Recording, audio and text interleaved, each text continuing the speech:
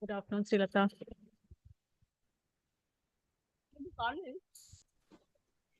Good afternoon, ma'am. Good afternoon. Good afternoon, Yashika.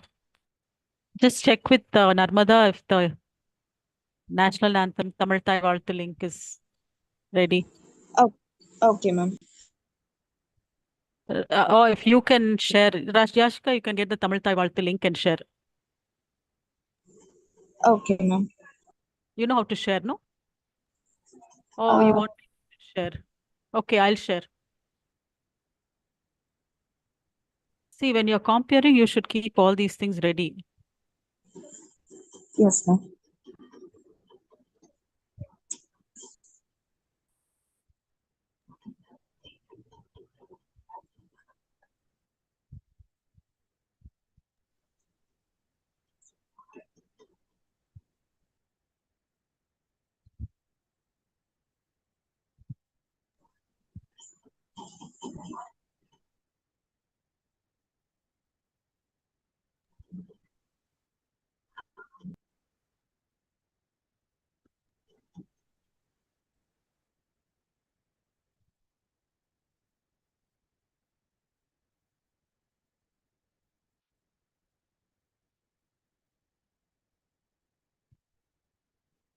Kiran? Kiran?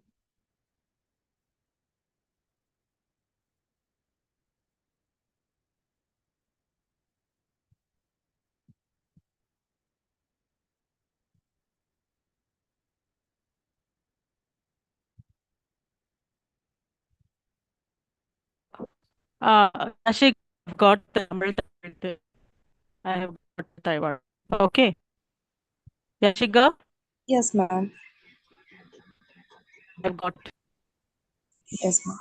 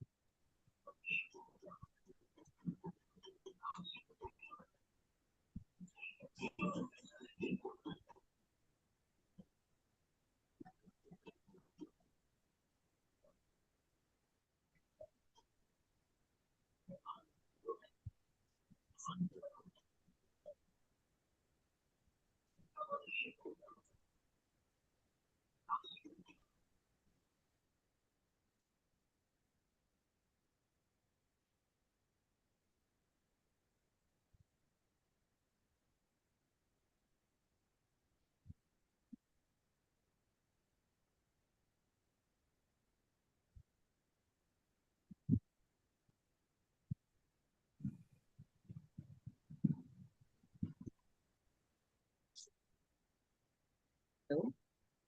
I'm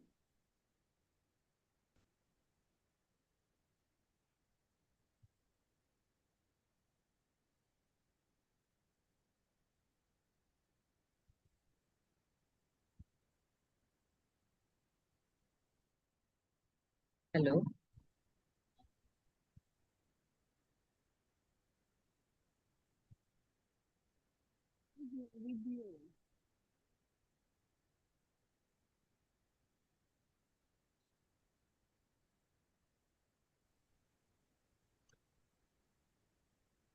Hello, ma'am. Am I audible? I can't hear you.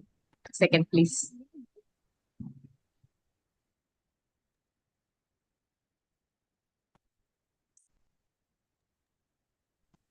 Yes, can you hear me?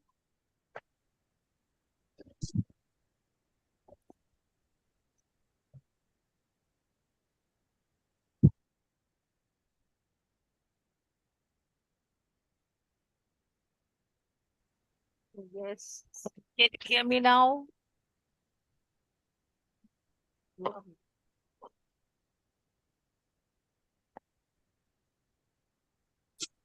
Now, can you hear me now? Yes, yes. Okay.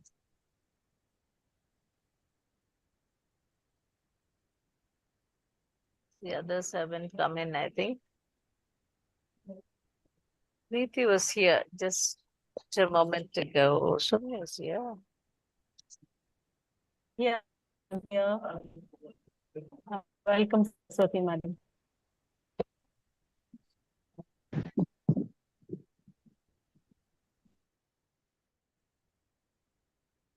Am I audible? Yes, yes, ma'am.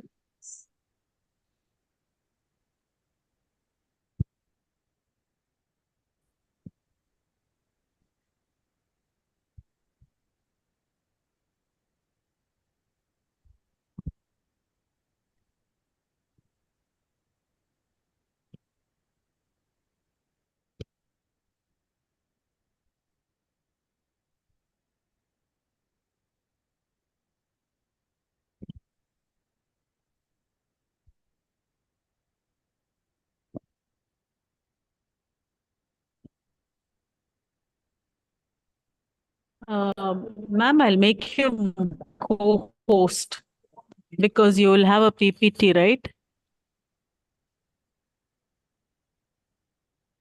Saras is on mute. Saras, anyhow, I'll make her co-host. And Narmada, Mute. I have to make you also co-host because you'll You'll be be- sharing a You'll be sharing PPT, so you will be co-host, says Maria. Hi, Understood. Padma. Good evening, Dr. Denisa. It's good. It's afternoon here. Must be late evening for she's you. joined. I'll make you co-host. If you have a PPT, you can.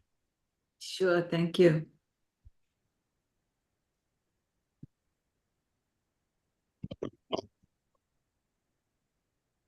So good to see you after a year.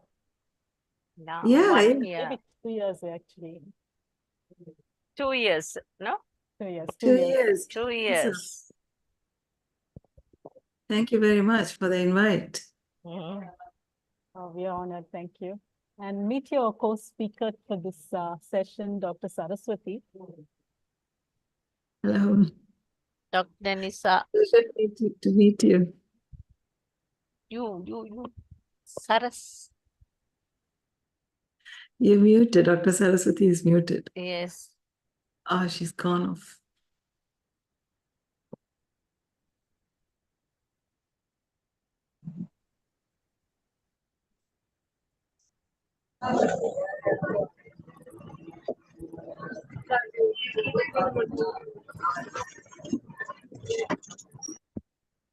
Yeah, Ashika.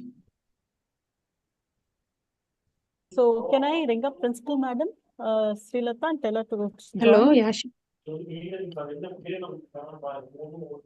What about the others? Rufus, Joshua? Yeah, we are 22 on the call already. It's good. It's important to start on time, right? Yeah. I will try to start on time. We're already on 3-2.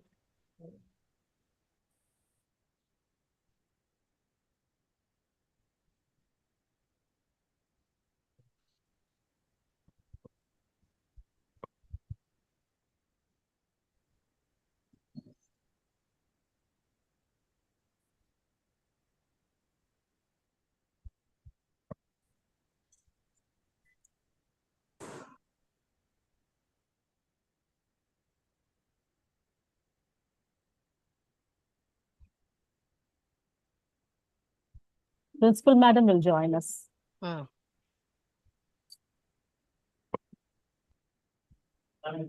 Rufus had a long day in college. He'll be joining for sure. Maybe he needs a reminder. Maria, Dr. Rufus is here. He's here? Okay. Padma is here. Yes. Aparna is here. Is Shreya here? Shreya. Samuel Rufus is here. Eldad. ಇದೆಲ್ಲ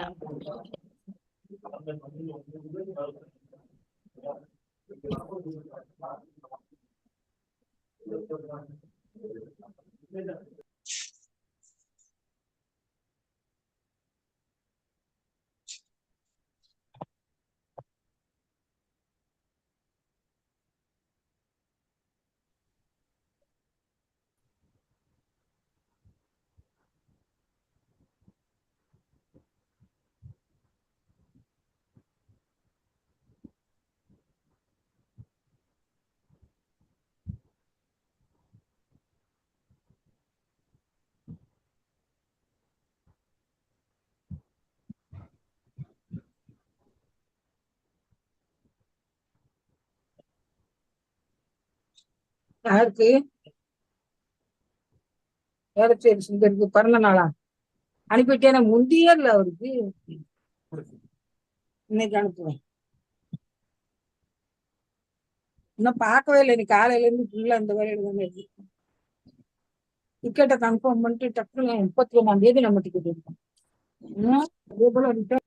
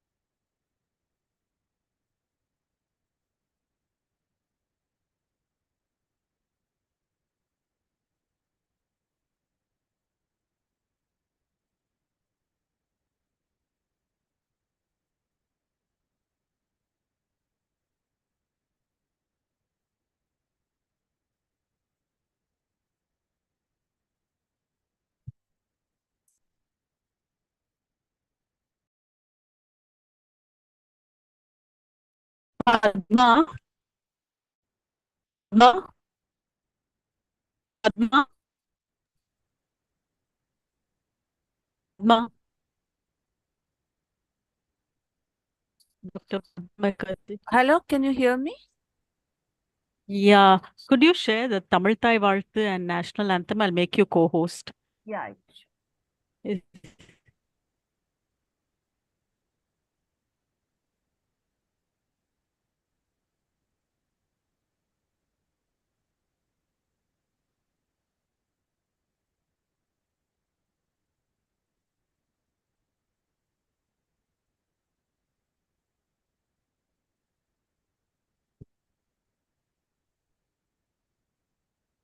dress तो trendy है तो कुछ missing है now completed with Myntra My Stylist. Get expert styling tips to complete your look only on Myntra My Stylist. Explore now.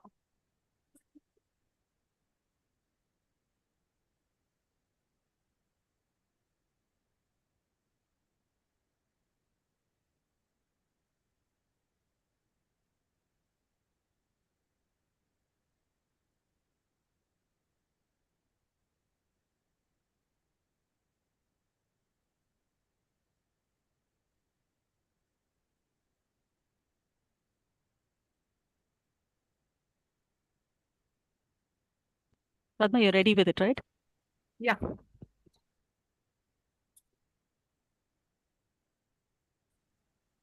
We can start once Principal Madam comes. Just a minute.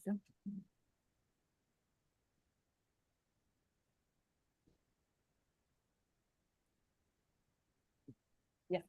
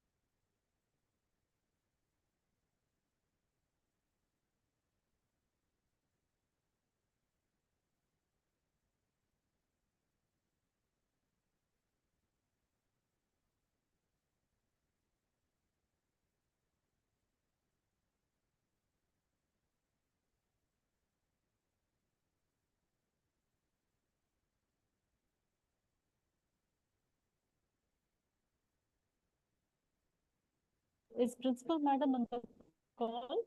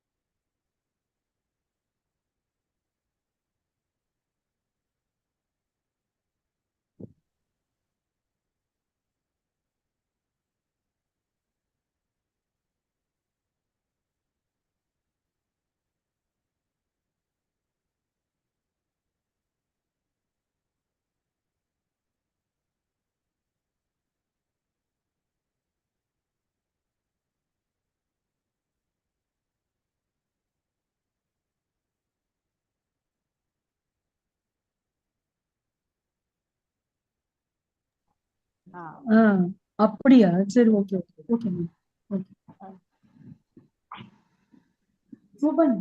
Yes, Yashika, we can start. இன்னும் Vasantha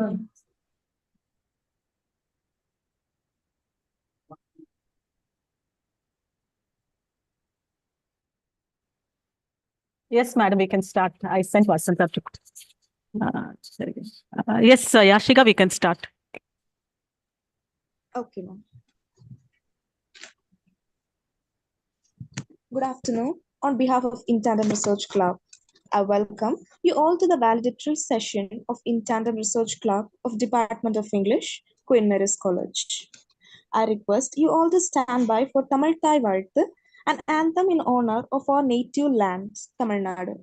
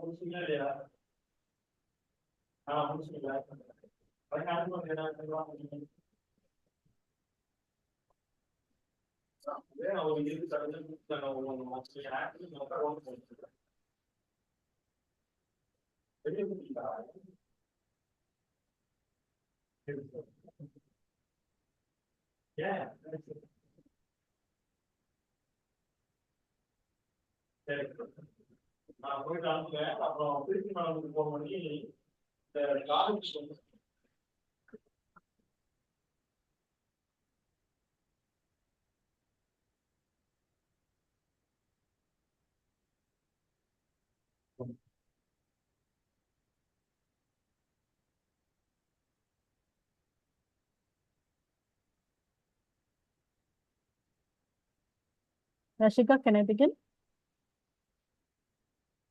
Ma'am, Can I begin? yes, I have to begin Yes. right now. Yes, start. I'm Yashika Nandini of English Literature, your compare for this bright afternoon. Today, we are here to celebrate the boundless creativity and intellectual curiosity in the world of literature, discovering new connections and insights that illuminate the human thought. In literature or science, we need to look across the boundaries of our disciplines if we want to find the most illuminating answers. Not to get to know, but a chance to find. I'm proud to say that the theme for this academic year 2023-2024 is titled Interdisciplinary Literary Studies. The topic for today's session is literature and medicine. At this valedictory session, we gratefully reminisce on the 20 sessions we had. Every session was a feast of ideas, and students like myself had grown intellectually with a regular diet of food and thought. Interdisciplinary studies is exciting.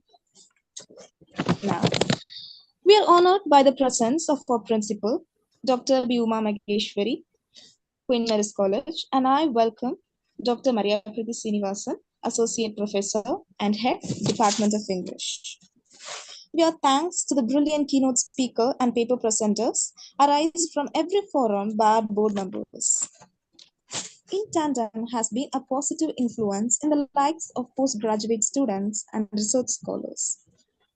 What is truly an achievement is that the In Tandem community is sans borders with participation with different parts of India and it would. One of our keynote speakers for today's session is Dr. Denisa Davidson, a consultant psychiatrist is joining us from New Zealand. The second keynote speaker is Dr. B.V. Saraswati, Assistant Professor, CTTE College for Women. Ultimately, I extend my warm greetings to the faculty members, research scholars, and PG students who are present at this forum. Without any further ado, being the head and a great visionary for the In Tandem Research Club, I kindly request Dr. Maria Priti Srinivasan to propose the welcome address. Thank you, Yashika. Respected Principal Madam, board members of In Tandem, keynote speakers of the day, faculty of the Department of English, Queen Mary's College, and postgraduate students and research scholars, home is actually meant, greeting to you all. It gives me immense pleasure to welcome each of you to the grand finale, the culmination of the fortnightly symposia spread over one academic year. In any equation, there are variables and constants. There are three constants who have made In Tandem a balanced equation. Firstly, Dr. B. Overy, Principal of Queen Mary's College. She has been a rock of strength and support to us. Under her guidance, we have consistently conducted the fortnightly symposia for 3 years in a row. It is with deep gratitude that I welcome our dynamic principal to the valedictory session. Secondly, Dr. Srilata and Dr. Samuel Rufus, the patrons and board members of In Tandem. We began In Tandem with their support. A warm welcome to Dr. Rufus and Dr. Srilata. I now come to the third constant, that is the entire team of board members. Point, I can't help alluding to the proverbial saying, birds of the same feather flock together, an expression most apt to describe the intellectual camaraderie amongst all of us as board members. Dr. Padma, Dr. Aparna, and I were scholars of Professor C.T. Indra and were members of her research club. We used to sit in a circle and present papers, every person listening attentively and helping the presenter enrich his or her work with insights and sometimes suggesting further reading. Those were the times when we grew together. And more than 2 decades down the line, we are working in tandem in a research club. The line and motto of our club in tandem is "Together we grow," and I'm doing it. In a light-hearted vein, I want to tell you that among all search methodologies, one of the most effective is the snowball method. The snowball method is about the volume of knowledge, professional contacts, which accrue from one research scholar meeting another research scholar. It is through a friend and peer at Professor Indra's research club, Dr. Geeta, that I got to know Professor Shreya, who has been our board member for the past 3 years. Professor Shreya Bhattacharjee has promoted In Tandem among scholars in Bengal and Northeast India.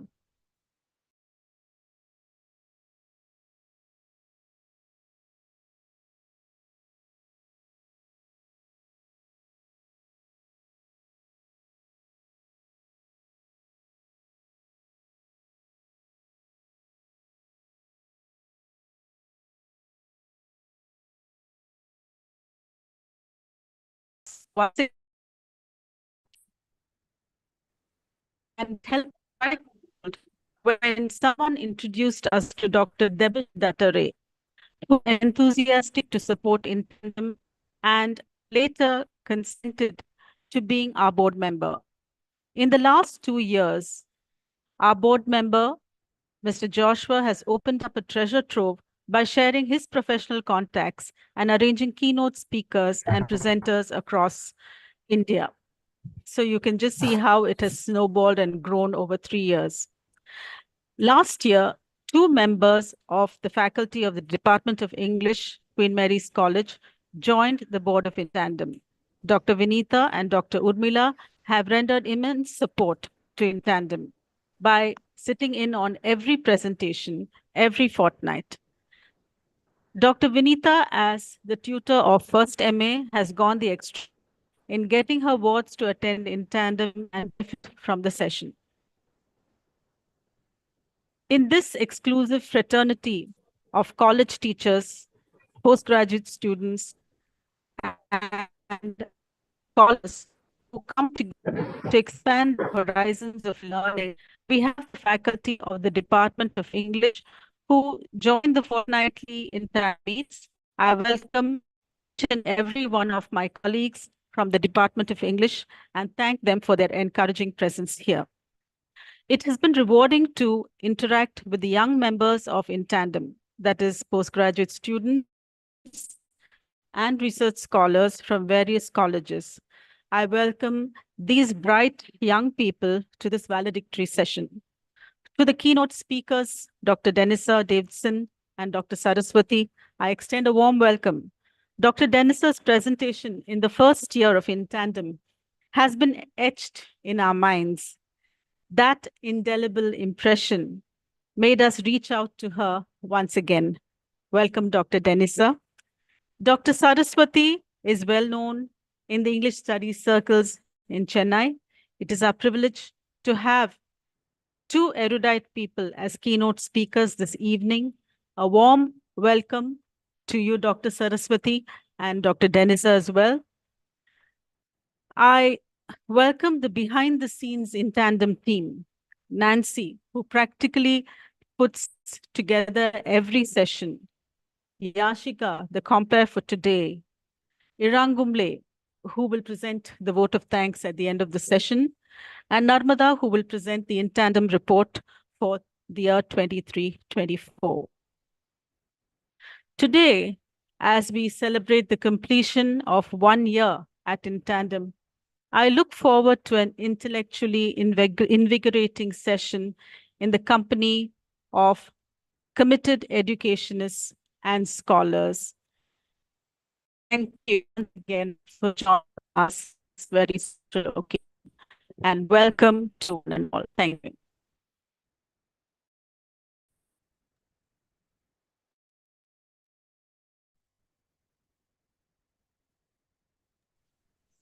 Thank you, ma'am, for your warm welcome. Now, I request the great supporter of this research club, our principal, Dr. B. Uma Megeshwari, ma'am, to deliver the presidential address.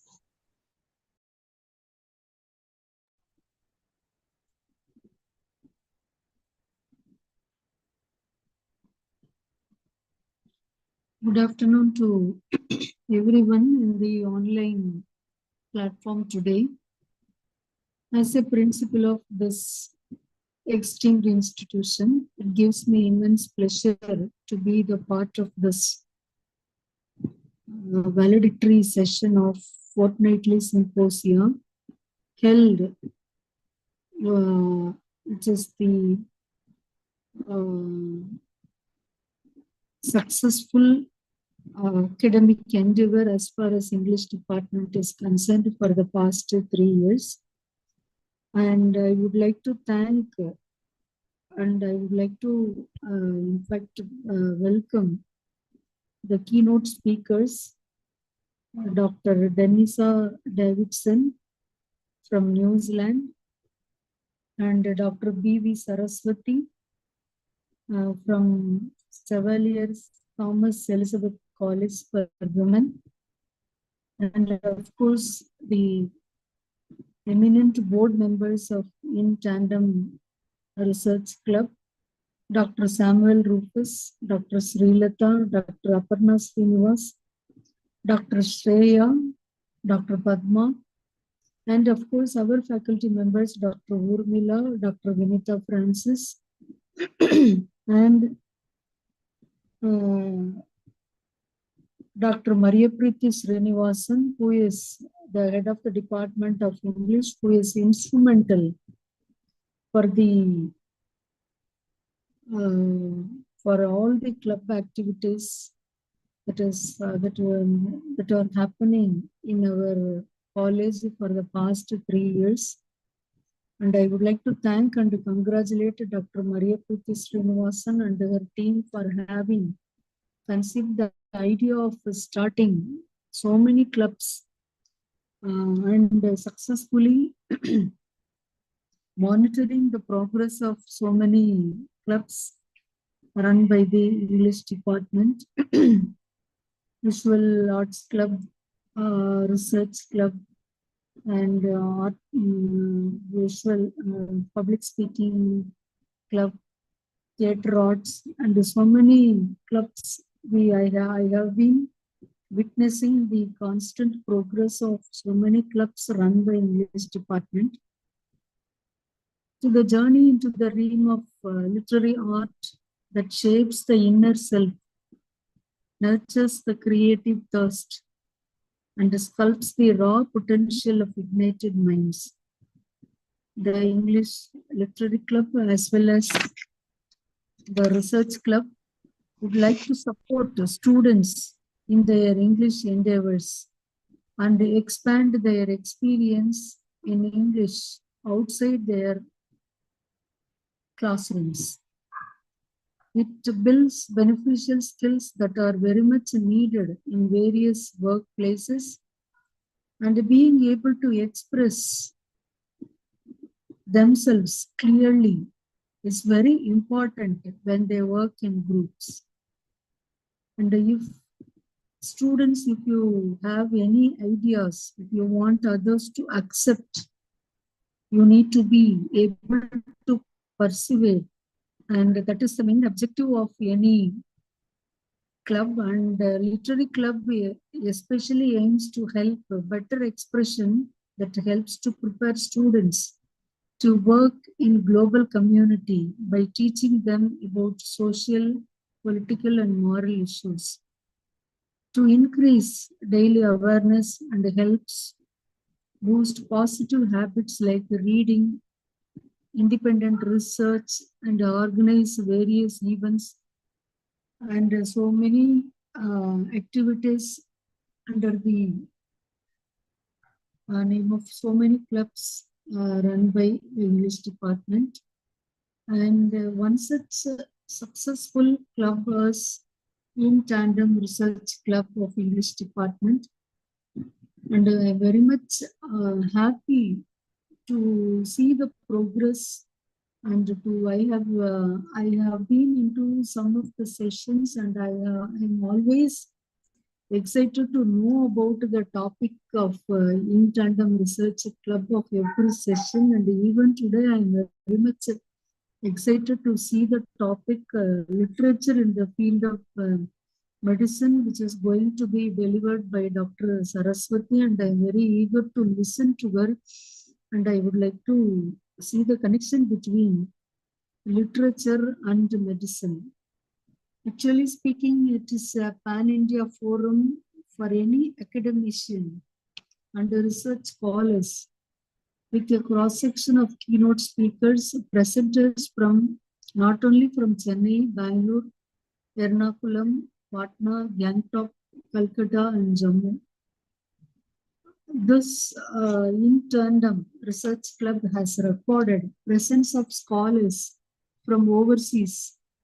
As in today's session, we have the keynote speaker addressing from New Zealand, a renowned consultant psychiatrist.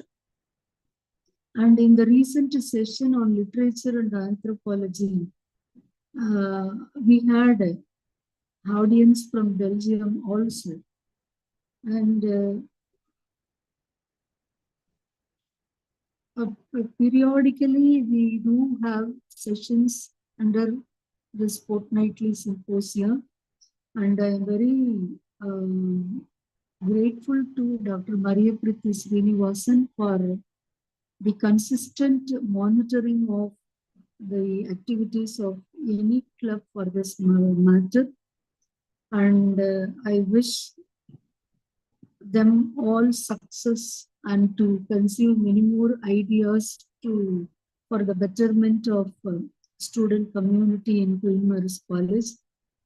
I would like, at this juncture, I would like to thank all the board members for their effective feedback, for their support. And as Maria Priti Srinivasan addressed in her welcome address, the constant and the pillars of this In Tandem Research Club for their efficient suggestions, for their support throughout this 3-year journey. And I'm very happy to be the part of this valedictory session. And I heard from Maria Priti Srinivasan that the board members of In Tandem had a discussion, and they have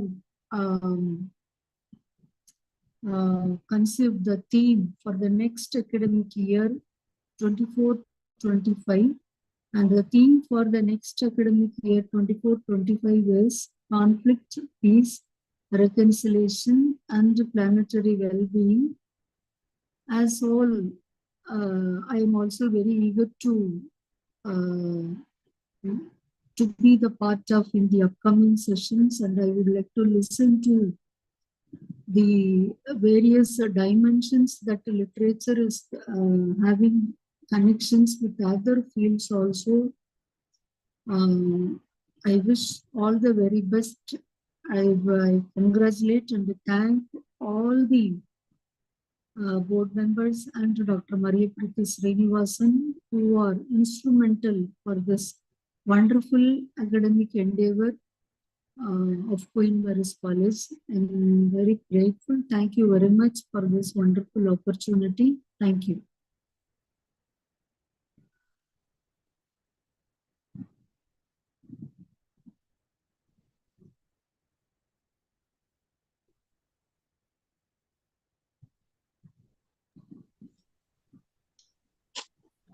Thank you, ma'am.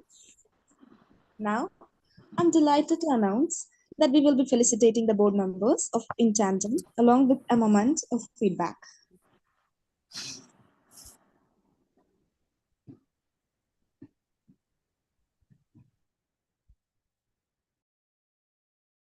Yashika, you can announce the names from the invite. Begin with the first.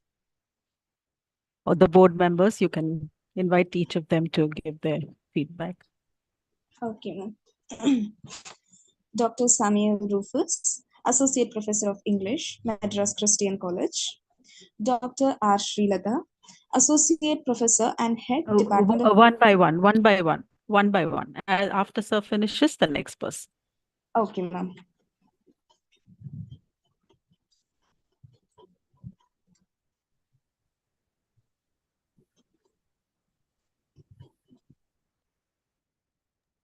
Dr. Rufus, I think you're muted.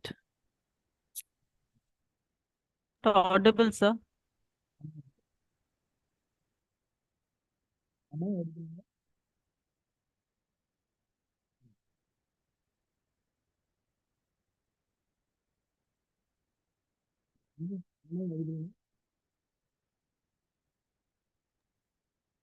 He isn't muted, but not audible. Very faint. The voice is very faint.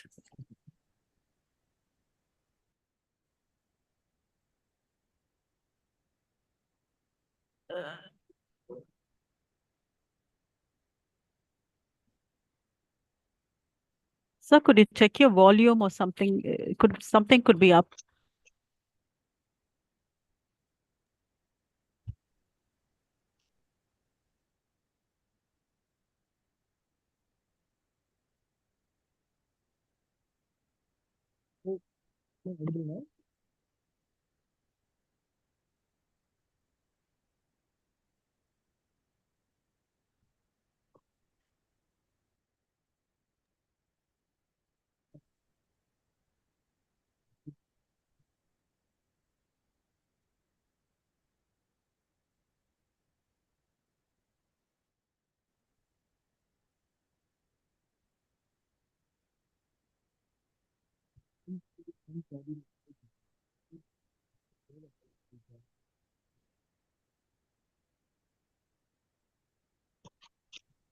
Sir, you're not audible, sir.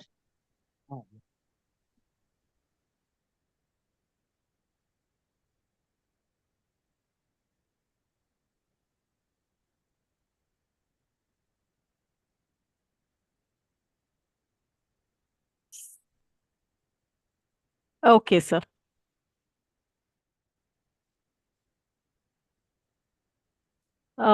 We can, Urmila, Yashika, you can invite Srilata, ma'am, in that order you can go.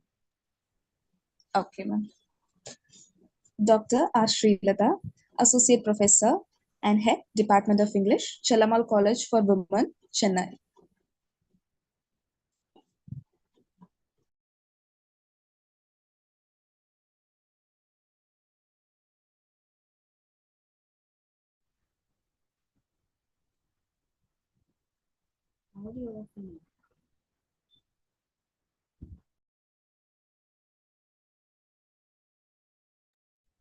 Am I audible? Am I audible now? Yes. Yeah, I've been speaking on mute all. Congratulations to the entire team of In Tandem, beginning with the principal, the HOD of English, Dr. Maria Preeti Srinivasan, the entire team of her devoted staff members, students, the board members, and all the keynote speakers and research participants for having successfully taken us through 1 year of on the theme of interdisciplinarity. where we have been sharing knowledge as well as many aspects of research. So lauding all of the efforts taken by this group, and I mean by them to bring in scholars and from all over India, right? With this, I've been with this team for 3 years now, and I'm proud to say that this forum has been keeping me intellectually active and in research, and I'm sure this forum will be able to empower researchers and students from many more parts of India and the world. And I'm happy that the students of Queen Mary's College are really, are really gifted, because they are every fortnight listening to great minds from all over India. I'm sure 24-25 will certainly be yet another fruitful year for this indefatigable research team. Thank you. Thank you for making me part of this team. Thank you, one and all. Thank you, Am I ma'am. audible, ma'am? Am I audible now? Yes, yes. Welcome, sir. Welcome. Yes. Yeah. Thank you, ma'am. I'm so happy to be a part of In Tandem's colloquiums this past year. And I'm so happy also with three things. One is the motivation that you all have. Second is the consistency with which the programs have been organized meticulously, because consistency is something that lacks in academia today. And third is the chemistry that we share, the bonds that we share. And even after the program is over, the colloquium is over, still the discussions go on and on. That tells to how much of love we have for literature. And as Gayatri Spivak has rightly said, this is the era of multidisciplinarity. So we have had a whole range of topics, right from geriatric studies to animal studies to film studies. You name it, and we had it. Even literature and math, now literature and medicine, and a whole lot of other interesting areas. So interdisciplinarity has become an integral part of academia today. And I'm so happy that the momentum has been consistent over the years, and so happy also to be a part of this grand finale of In Tandem today. I wish to thank all the organizers, especially three cheers to Dr. Maria Preeti Srinivasan for having made this possible. And I would like to take notes, copious notes, on how she's got this joie de vivre or this vibrancy on her all along. And I'm seriously planning to be a disciple in this aspect. The joie de vivre that the ma'am has, I've been wondering on that. And to all the wonderful participants also, we've been having such wonderful interactions over the months these past this past year. And I'll just like to quote Little Prince. Most of us would have read The Little Prince. There is a line there that says, the little prince inquires of the geographer there. So he asked the geographer, do you know something about any oceans in your planet? The geographer says, I don't know. That is not my cup of coffee or tea. That is maybe left to the explorer. The geographer is too busy to leave his own desk, he says. That is the focus of the tunnel vision that we call it, or what is called narrow-mindedness, disciplinarity. But we have come out of this disciplinarity, and then we have moved on to the realm of interdisciplinarity today, where we come outside of the tunnel vision. As Dr. Maria Preeti rightly said, we have snowballed, and now we have I've had an avalanche of literary delights, a feast of literature all through this year. I'm so happy and thrilled to be a part of this wonderful grand finale, and I wish In Tandem all success in the future endeavors also. Thank you so much.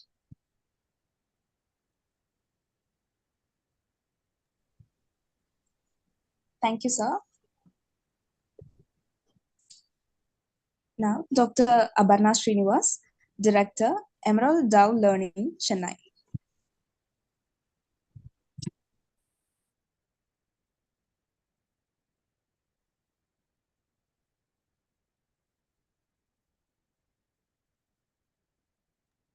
Aparna, you're muted. Yeah, thanks for reminding me about that. Yeah, so I'm heard and seen, right? Yes, Can you hear me? yes, yes. Oh, Okay. yes, yes. Yes. Okay, yeah. So, thank you all for having me here, the entire team at in Tandem, led by Dr. Maria Preeti and assisted with a very able and dedicated team. We've had 21 sessions of In Tandem, and our correct me if I'm wrong, but I think an academic year consists of some odd 30 weeks, and though it's supposed to be fortnightly, somehow we've broken that halfway mark. I think we have more than half. I hope my math is right. Uh, but yeah, so it's an incredible achievement. Uh, and having been part of the profession of teaching in colleges, I know how our routine work swarms us. And then to be able to do something like this on different fronts, as the principal just mentioned, I think it's really wonderful, and kudos to the entire team. And this In Tandem started the earlier last year. The theme was a prize-winning story, and this year it's like a multidisciplinary approach to literature. Preeti, I don't think you can ever get better than this. Any other theme that comes after this is not going to be able to match this. Because I think the study of literature is the closest thing that you can have to the study of life. Life is multifaceted. You cannot go through life without math or science or medicine or emotions or beauty or gardening, nature, whatever it may be. And the theme of this year adequately addressed all those facets of literature / life. So I think it's really incredible that as a team we were able to do this. Of course, I must admit that I have been very lackadaisical in my response and in my attendance to this year's talks. It's my loss. And I see that a whole range of writers, topics, through not only in terms of variety of themes, but also like ages. Some Victorian, some are modern, some are in between.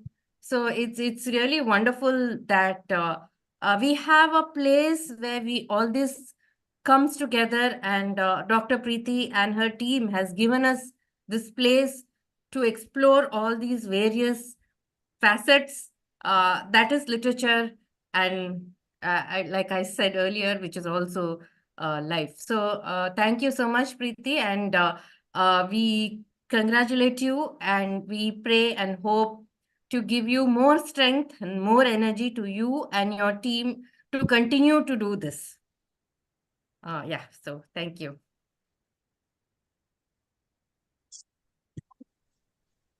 Thank you, ma'am. Now I request Dr. Shreya Bhattacharjee, Professor, Department of English Studies and Dean, School of Language, Central University of Jharkhand, Ranchi, to come forward.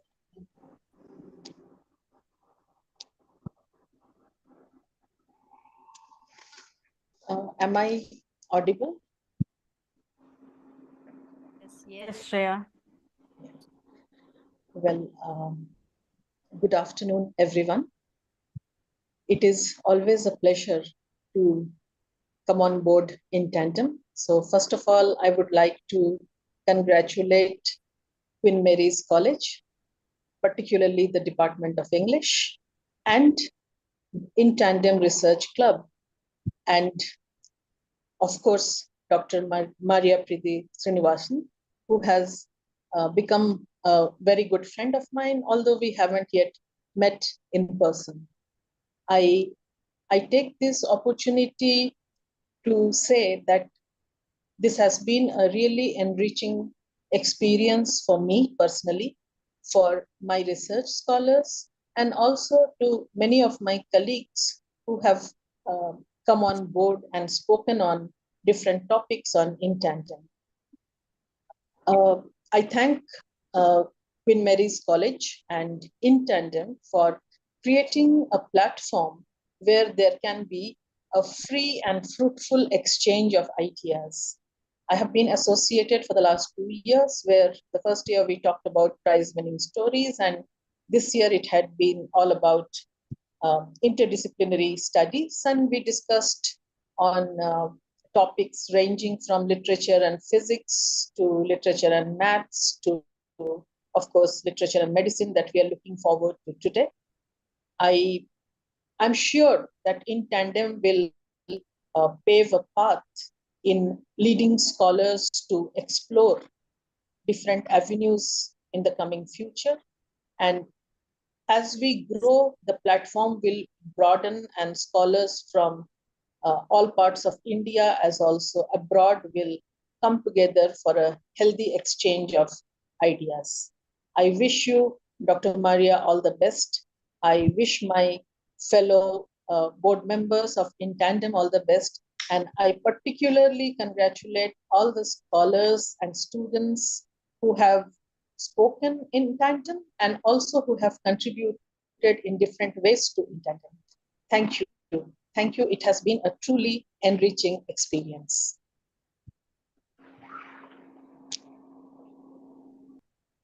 Thank you, ma'am. Now I request Dr. Batma V. McAtrich to share her thoughts.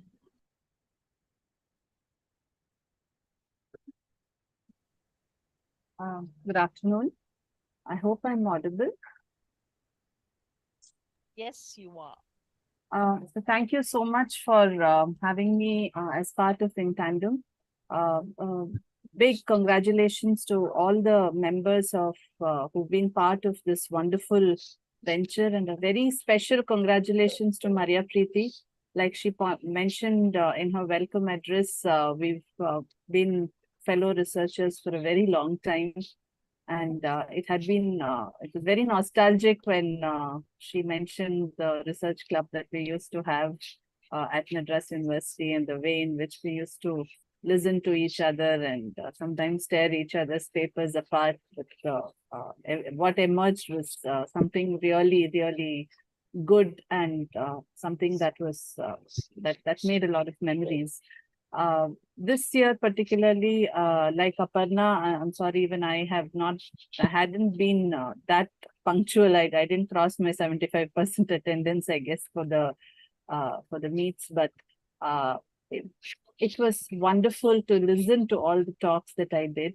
And I must say, I was particularly extremely impressed by the students, the excitement of the students, the motivation that the students had, and kudos to Maria Preeti for that. The students have shown a lot of motivation. They've shown a lot of initiative, and the keynote speakers, the keynote addresses, the paper presentations, all of them were extremely interesting, and they gave a lot of food for thought. And like the others have pointed out, we've had wonderful discussions even after the papers, after the paper presentations, and it's been a wonderful journey. And I hope this continues for a very long time.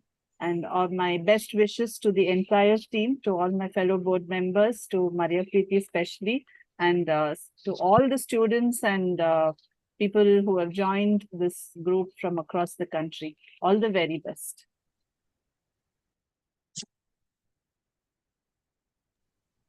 Thank you, ma'am. Now I request Dr. Urmila ma'am, Associate Professor of English, Queen Mary's College, Chennai, to come forward.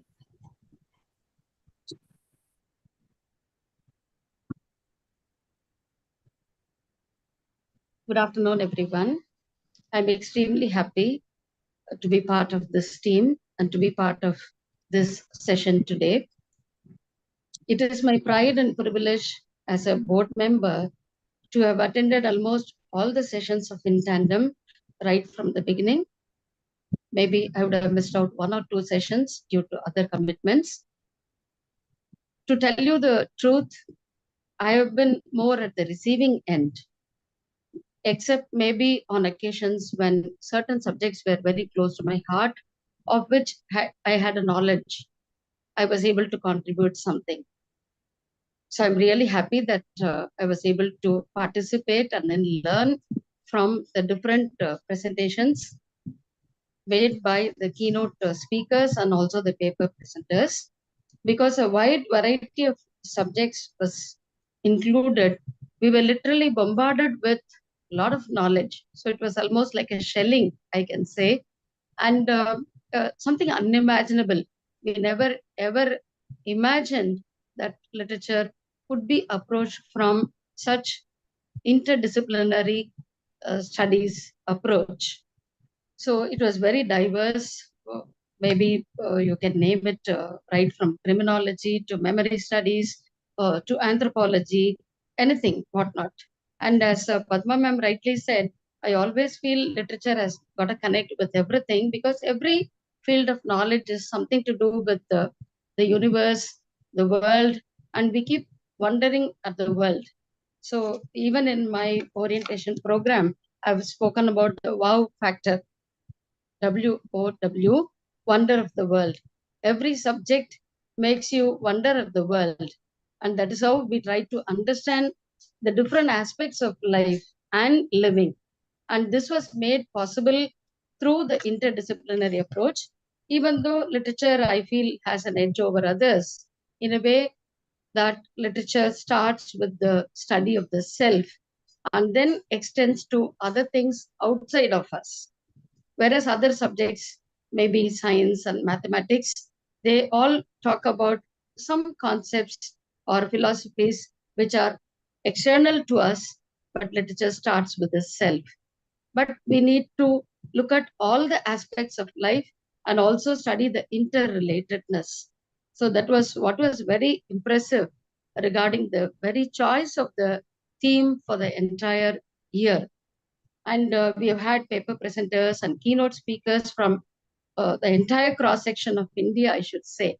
And we have been credited with special keynote addresses by people from outside of India also, and some participants from outside of India as well. So on the whole, it was a very enlightening and enriching exposure to knowledge of different fields and how to study them in their interrelatedness. And I would even go to the extent of saying and quoting Tennyson to say that the aim of In Tandem was to follow knowledge like a sinking star beyond the utmost bound of human thought. So it is very true of In Tandem session. And when it comes to students' perspective, I feel that many research scholars and students would have definitely benefited from the In Tandem sessions. They can also understand the real sense of the term research. So it is not just searching once or twice, it is searching again and again. So it can be understood as research in order to go in pursuit of knowledge, go in pursuit of truth as such. And I also want my students to reflect on the very idea of the degree that is given at a particular level, higher education level of research. Maybe till UG or PG, it is just knowledge, acquisition of knowledge. But when it comes to Master of Philosophy or Doctor of Philosophy, why is it called philosophy? I want students to think in terms of this, because philosophy here refers to the guiding principles or governing principles of every subject of study. And when we study each subject at the research level, we understand that we are trying to get at the basic principles of every subject. And to study their interrelatedness is one more step ahead in interdisciplinary approach that is very, very rewarding. So as Aparna ma'am said rightly, I always try to look at literature and life. It is very, very close to life, and all other subjects also attempt to look at life, look at the world, to study, understand appreciate and protect. And that is how we get to know the scientist's point of view, how the scientists look at life, look at the world, look at the universe, and try to understand the basic principles that govern the entire universe. And also an artist's point of view. So it's a very happy combination to be able to look at it from the scientist's point of view and also to learn it from the artist's point of view as well. So I would like to congratulate Dr. Maria Preeti, who has taken a real, she has been a trendsetter. I don't think I've come across any such forum which is completely devoted to research activities. I'm very grateful to Maria Preeti for taking us on board to travel along with all the like-minded people. I'm very thankful to each and every one of you for having shared your experiences and insights throughout our journey. And I would like to end my felicitation or feedback, whatever you call it, with Alfred Lord Tennyson's quote once again: "Yet all experiences like an arch, where through gleams that untraveled world, whose margin fades forever and forever when I move." So we think we have reached the boundary, but the boundary keeps extending. And that is why we still have the urge to explore knowledge and try to understand at least little bit of truth, which is possible for us to know through our life on earth. Thank you very much.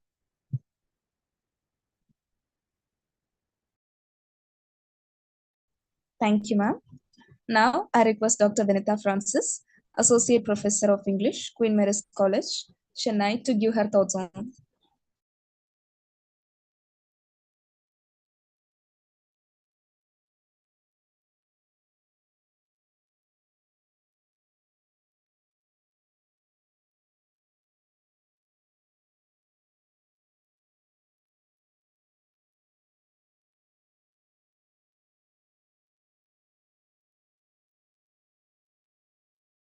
Vinita? Vinita?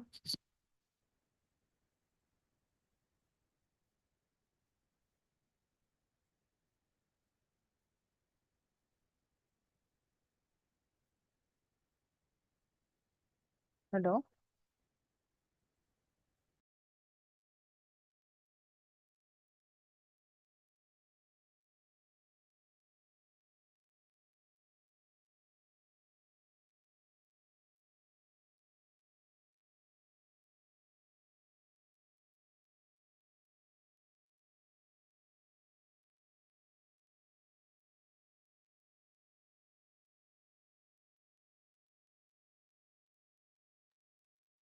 We'll go to the report, and if Vinita joins, we can. Oh, no, Vinita says you're not audible, Vinita.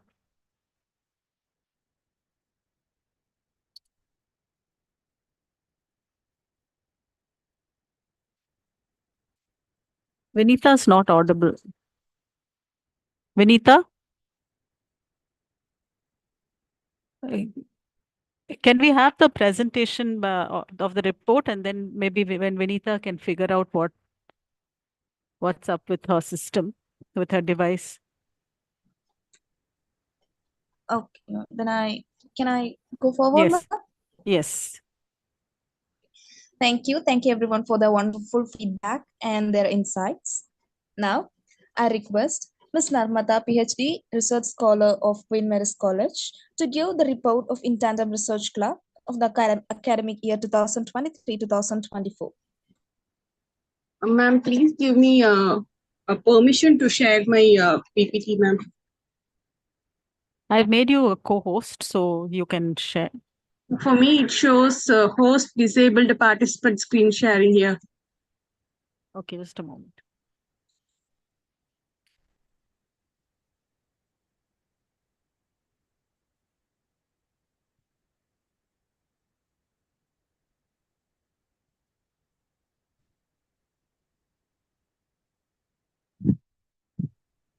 Where do I see participants?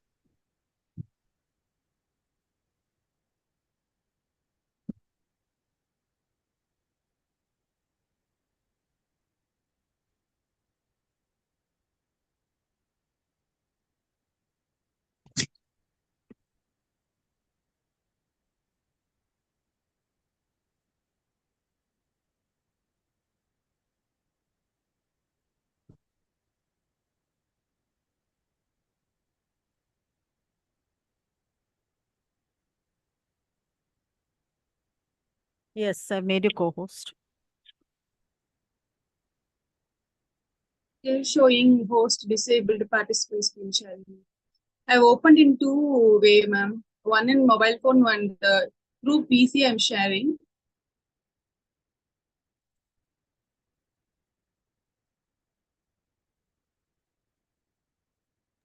You can send to me by WhatsApp if you're finding it difficult to share. Ma'am, am I audible now? Yes, Vinita, you're audible. Just So present. can I continue? Yes, can. Sorry Yes. for that glitch. Esteemed guests and cherished members of In Tandem, it is with great pleasure and honor that we gather here today for the valedictory of our club. As we reflect on the journey we have embarked upon together, exploring the boundless realms of literature and scholarly inquiry, we are filled with a profound sense of accomplishment and gratitude. Celebrating the resounding success of In Tandem Research Club, particularly amidst this year's theme of interdisciplinary studies, is nothing short of extraordinary. This thematic focus has not only broadened our horizons, but has also elevated the depth and richness of our scholarly endeavors to unprecedented heights. Our commitment to interdisciplinary studies has fostered collaboration and dialogue across diverse academic communities, forging connections between scholars, students, and practitioners from different fields. This spirit of collaboration has not only enhanced the quality of our research, but has also strengthened our sense of academic community as we come together to exchange ideas, share insights, and inspire one another in our pursuit of knowledge. From the moment Dr. Maria Preeti Srinivasan first conceived the idea of establishing a research club, her vision was clear: to create a vibrant community where like-minded individuals could come together to engage in rigorous scholarly inquiry and foster meaningful connections. Ma'am, your vision, passion, and unwavering dedication have transformed our club into a vibrant intellectual community, enriching the lives of all who have had the privilege of being a part of it. On behalf of our students and the entire academic community at Queen Mary's College, I wholeheartedly thank our principal and Dr. Preeti for the instrumental role in fostering a culture of intellectual curiosity and collaboration. The meets organized by In Tandem are invaluable for students for several compelling reasons. Firstly, they provide an opportunity for students to engage in meaningful academic discourse outside the confines of the classroom. These meetings offer a platform for students to delve deeper into literary topics of interest, explore new ideas, and engage in thought-provoking discussions with peers and experts alike. Additionally, the meets organized by In Tandem offer students a chance to hone their critical and analytical thinking as well as their communication skills. Throughout this academic journey, our board members have served as the backbone of our club, selflessly dedicating their time, energy, and expertise to ensure the smooth functioning and continued success of our club. I thank all the distinguished scholars who have presented in this club. I extend my sincere thanks to Nancy for organizing online meetings with precision, efficiency, and enthusiasm.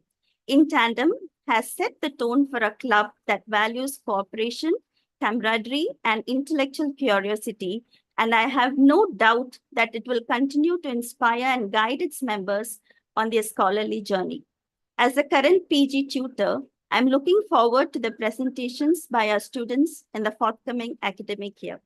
Thank you. Thank you, Vinita. Yeah, Narmada, you can present. Our keynote speakers, just another 2 minutes. This report will take only 2 minutes, and then the floor is yours.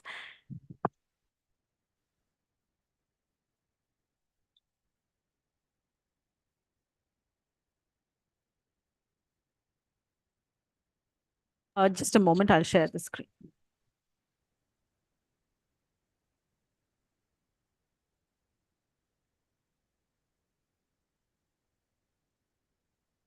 Oh, I'm getting this message, host disabled participant screen sharing. Why, what? Okay, let me. Yep, I've got it. Okay. You can start. You can start. Slideshow, ma'am. Yeah. Slideshow. Okay. From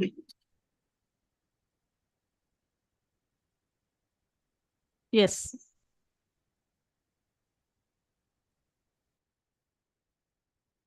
didn't come into full screen. I think from current slide, it's go, ma'am. Only that PPT will be visible. Now? From current slide, we must choose from current slide, I guess. No, I'll keep moving the slides. I'm moving Okay. it. Okay, ma'am.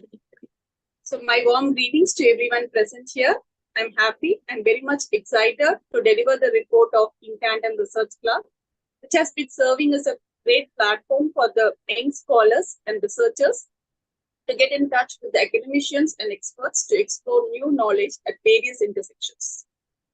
The inaugural session of the In Tandem Research Club for the academic year 2023-24 was felicitated on July 14, 2023 by board members of In Tandem, namely Dr. Samuel Rufus, Associate Professor of English, Madras Christian College, Dr. R. Srilata, Associate Professor and Head, Retired, Department of English, Chillamal College for Women, Dr. Aparna Srinivas, Director, Emerald Dove Learning, Chennai, Dr. Debashri Dattare, Associate Professor, Comparative Literature and Deputy Coordinator, Center for Canadian Studies, Jadavpur University, Kolkata, Dr. Shreya Bhattacharjee, Professor, Department of English Studies and Dean School of Language, Central University of Jharkhand, Ranchi, Mr. Joshua Gnanaselvan, Assistant Professor, IIT Delhi. The In Tandem Research Club programs for the academic year 2023-24 was flagged off by our Honorable Principal, Dr. Uma Mageshwari, at the inaugural session held on July 14, 2023. Dr. Madhya Preeti Srinivasan, Head and Associate Professor, Queen Mary's College, and founder of In Tandem Research Club, welcome the Narmada, if you don't mind, we can try to be brief. Huh? Just move the slides and give only the topics, right? Yes, Yeah? ma'am. Yeah. Yes, ma'am. The date, the topic, and don't need to read the names also. Okay, ma'am. The keynote speaker for the day was Dr. Batma Mekatich, Associate Professor of English, Telamaris College. The session was very enlightening with the expertise of academicians. On 28th July 2023, the second research meet of In Tandem Research Club was held on the title Literature and Film Studies. Dr. Vidya Sasikumar, Assistant Professor, delivered the keynote address on literature and film. The paper's titled The Comparative Study of... can we move the slide, ma'am? Yes. Yeah, just go. Yeah, next. Just give only the title of each session. Okay. No need to read any name because they can read it on the screen. Okay, ma'am. On August 11th, 2023, the fortnightly research meet of In Tandem Research Club was held, and the title was Graphic Fiction. Next. And on 25th August, the research meet of In Tandem Research Club was held on under the title Human Rights Literature. On 8th September, the research meet of In Tandem Research Club was held under the title Memory and Literature. On September 22nd, the research meet was held on the topic Geocriticism.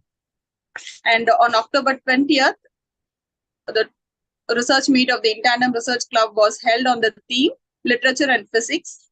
On 3rd November, the research meet of the club was held under the title Literature and Mathematics. On November 17th, the research meet was held under the title The Many Layers of Food Writing.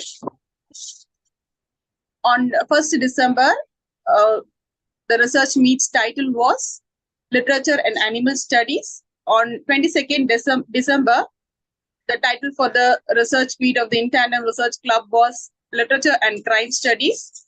On 5th January, the research meet was held under the title Literature and Paintings and Music. On 19th January, it was held under the title Literature and History. On 2nd February, the research meet of the In Tandem Research Club was held under the title the need for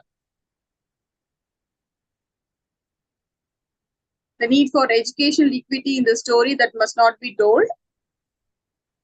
On 16th February, the research meet was held on the theme Literature and Legal Studies. On 15th March, it was held under the title in 2 sessions. The first session was Literature and Mathematics, and the second session was Cognitive Studies. On 12th April, the research meet was held under title Literature and Sociology.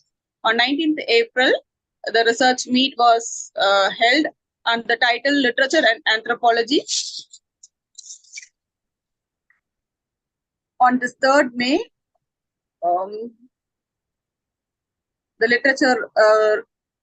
the research meet of the In Tandem Research Club was held under the title Literature and History Part 2. And on this day, today is the valedictory section. This day, the research meet was held under the title Literature and Medicine. And the entire sessions of the In Tandem Research Club was very thought-provoking. And especially if you want to mention the session session about anthropology and literature was indeed a masterpiece of scholarship. And all the sessions was really enlightening and thought-provoking. Thank you. Thank you, Narmada.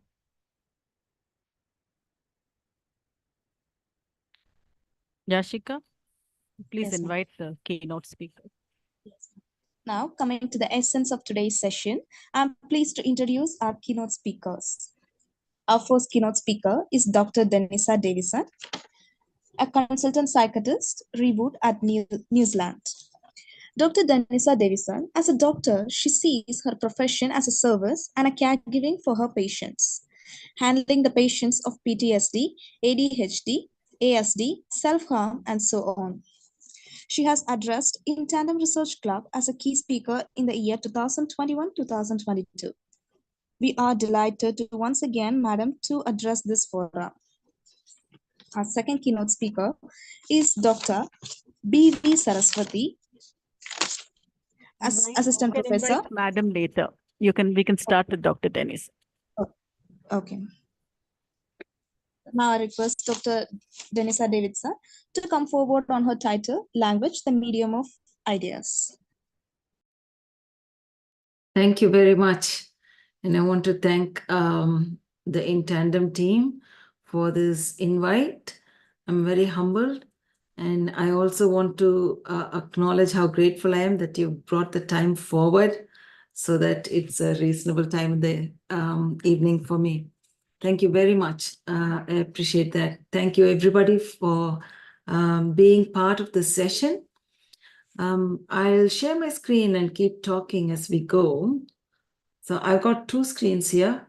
So when I turn my face, I'm looking at the Zoom and my slides are on the screen in front of me. Are you able to see my slide, Language, the Medium of Ideas? Yes. Oh, excellent. Okay. So that is me.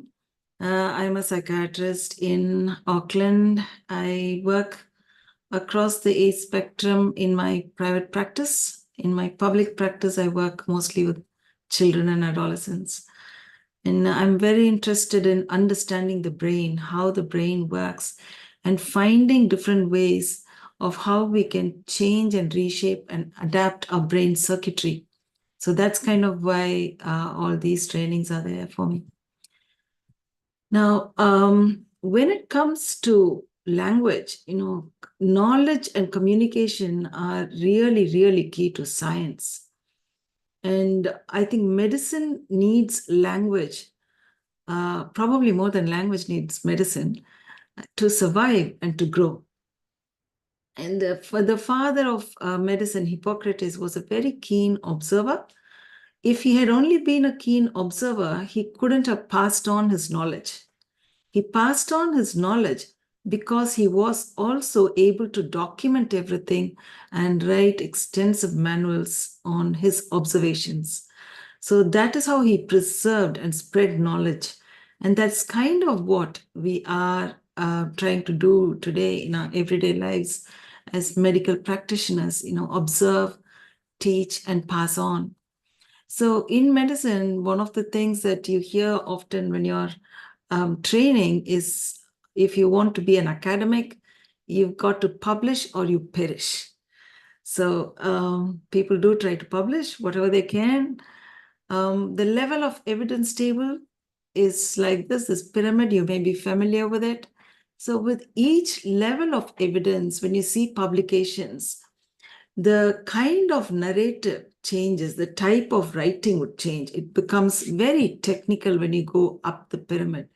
Whereas when you see lower down in the pyramid, it's more of a emotional mix of emotional observations and your own metacognitive thinking. So, which comes from experience, clinical experience. So that's kind of how the table is. I've done a few publications myself, and and each one is a different kind of write-up. And in medical journals, space is premium, so they want you to always trim the space as much, trim your writing to require as little space as possible and stick to what you have to say in a very few words. So this is, luckily I got this published just before this conference, so I can say that I published something to be here. This is a case report I published recently, last month, yeah. And this is a narrative which gives the story of two young people and how I weave the course of medical literature into it. So that's kind of what we do. But today we're going to look at something a little bit different. We're going to focus on something different. The mediums of communication today are so much more than what there was from the days of Hippocrates with the papyrus. Now we have textbooks, Kindle, and we have TikToks. Sometimes TikTok is more believed by public than your actual flesh and blood doctor in the clinic room. So he who communicates more and communicates well has the most impact. So maybe doctors should actually start taking lessons on how to be influencers, right? So, what we're going to do today is focus on how our brain works with observations, becoming ideas, and then communicating it to the world. So we notice, when we observe, we notice, and we observe with our senses. We use all our senses, seeing, hearing, feeling, smelling, taste, everything to make an observation. So think about some memory that you have. When you think about a memory, the memory doesn't just come in words, it comes in pictures. It comes with hearing the sounds. Say you went to the beach and you had a beautiful day, and then you come back and tell somebody about it.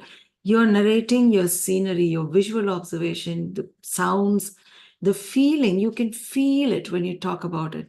You can almost smell the salty sea, and you might be able to taste the salt from the foam that hit your face. So that's kind of how we notice and we observe. We observe and notice with our whole being, not just our cognition in the top. The top part of our brain is the cognitive part, the executive function part. But what is important to understand is that our brain does not work in silos. It works as a whole. So the top, lower, midbrain, everything is very, very finely connected. We have about, when we are born with 100 billion neurons. And as adults, our brain trims away the circuitry we don't use, and we are left with about 80 billion neurons. So when there are so many neurons in the brain and so many connections between these neurons, it is impossible for the brain to work in silos. So our brain is a very, very connected whole. And when we process, what we do is we absorb information from the senses, and then our brain distributes it to different parts for different ways of processing it. And the other thing about the brain is that it starts to make connections, that is, associate.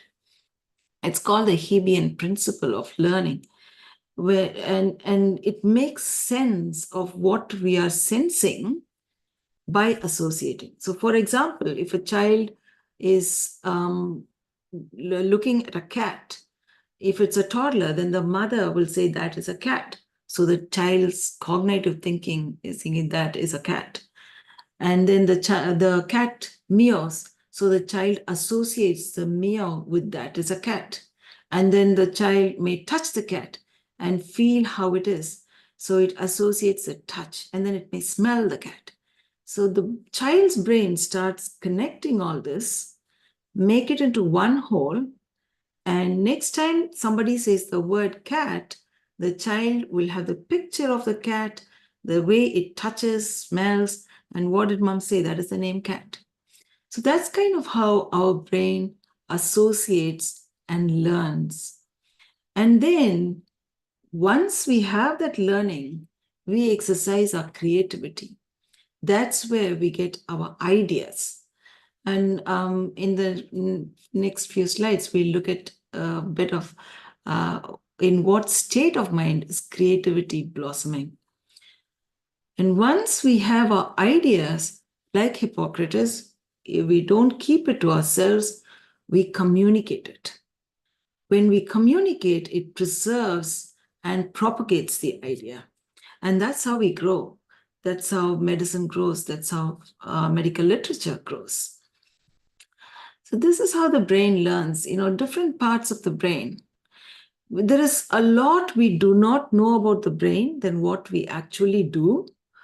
So what we know about the brain is a fraction, and it's probably only in the last 20 years that our knowledge has gone a little bit more in depth, because it's only in that time that we have things like functional MRI scans, which can kind of suss the functioning of the brain. When I started to do my medical studies about 35 years ago, I think, we were taught that by the time you're 2 years old, everything is done and dusted in the brain. And you can't learn teach or train the brain anything after that. But now we know that at any stage in life, our brain is capable of learning. That is why you see sometimes in newspaper clips how somebody who's 80 years old enrolled into college, university, and did a course. Yeah. So any new learning is something that is changing the connections in the brain. And as long as we can learn, we are changing our brain.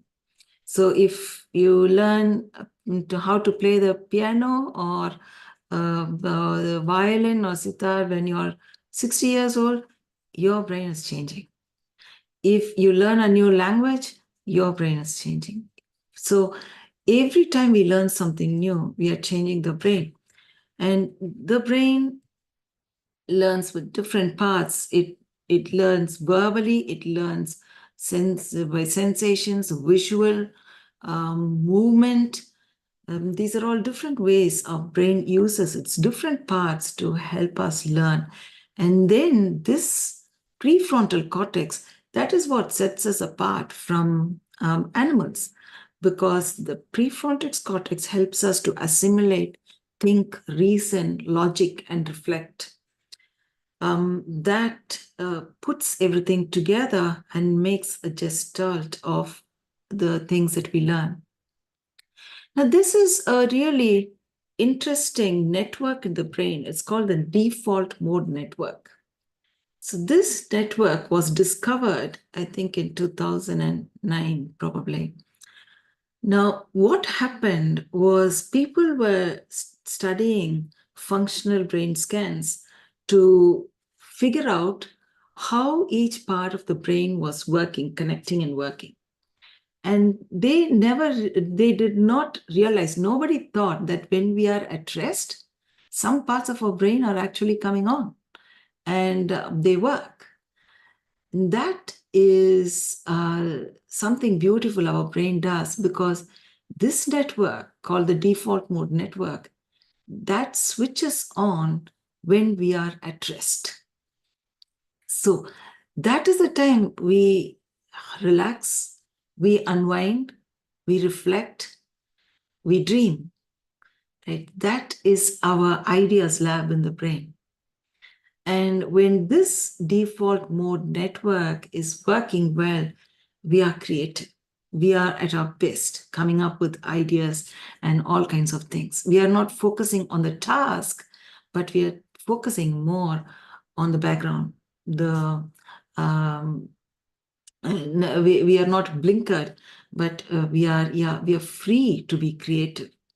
And there's an interesting thing about this default mode network. It's become a very interesting topic of discussion in psychiatry recently. You know, this default mode network can function differently in different people. So one of the things, and with different states of mind, when people are exposed to a lot of stress, they can go into the state of mind called dissociation. And recently they found out that when people go into that state, this default mode network switches off.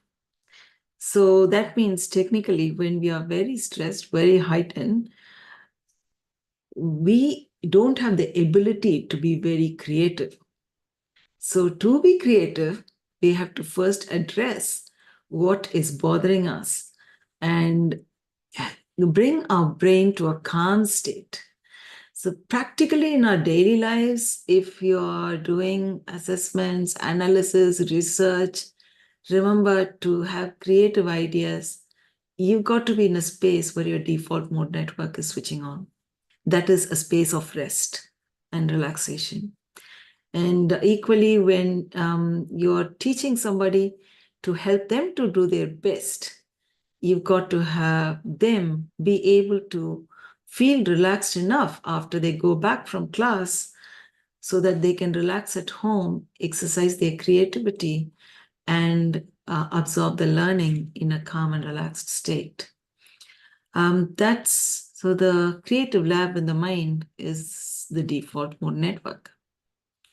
So once we get the ideas, we go to communication. Communication, how we understand others and how we make ourselves understood. So it is two ways. We all know that. Now, how does our brain deal with it? You know, there was a very interesting thing that was discovered a couple of decades ago that's called the mirror neurons. So this was discovered by a university in Italy, Parma in Italy. What they found was they were doing some experiments on macaque monkeys. And one day when a researcher went to they had EEG nodes, electrodes connected to the monkey's brain to observe its brain waves. And one day when someone went to feed the monkey peanuts, they found that the brainwave patterns were changing.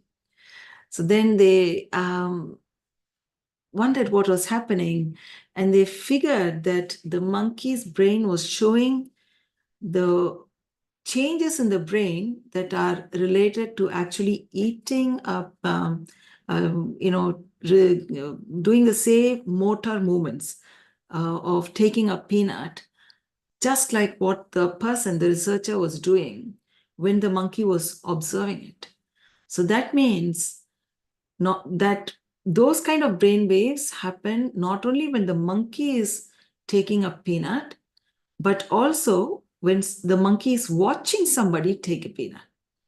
So that meant that the monkey's brain was somehow mirroring and experiencing the same thing as what the other person, the monkey was looking at, was doing.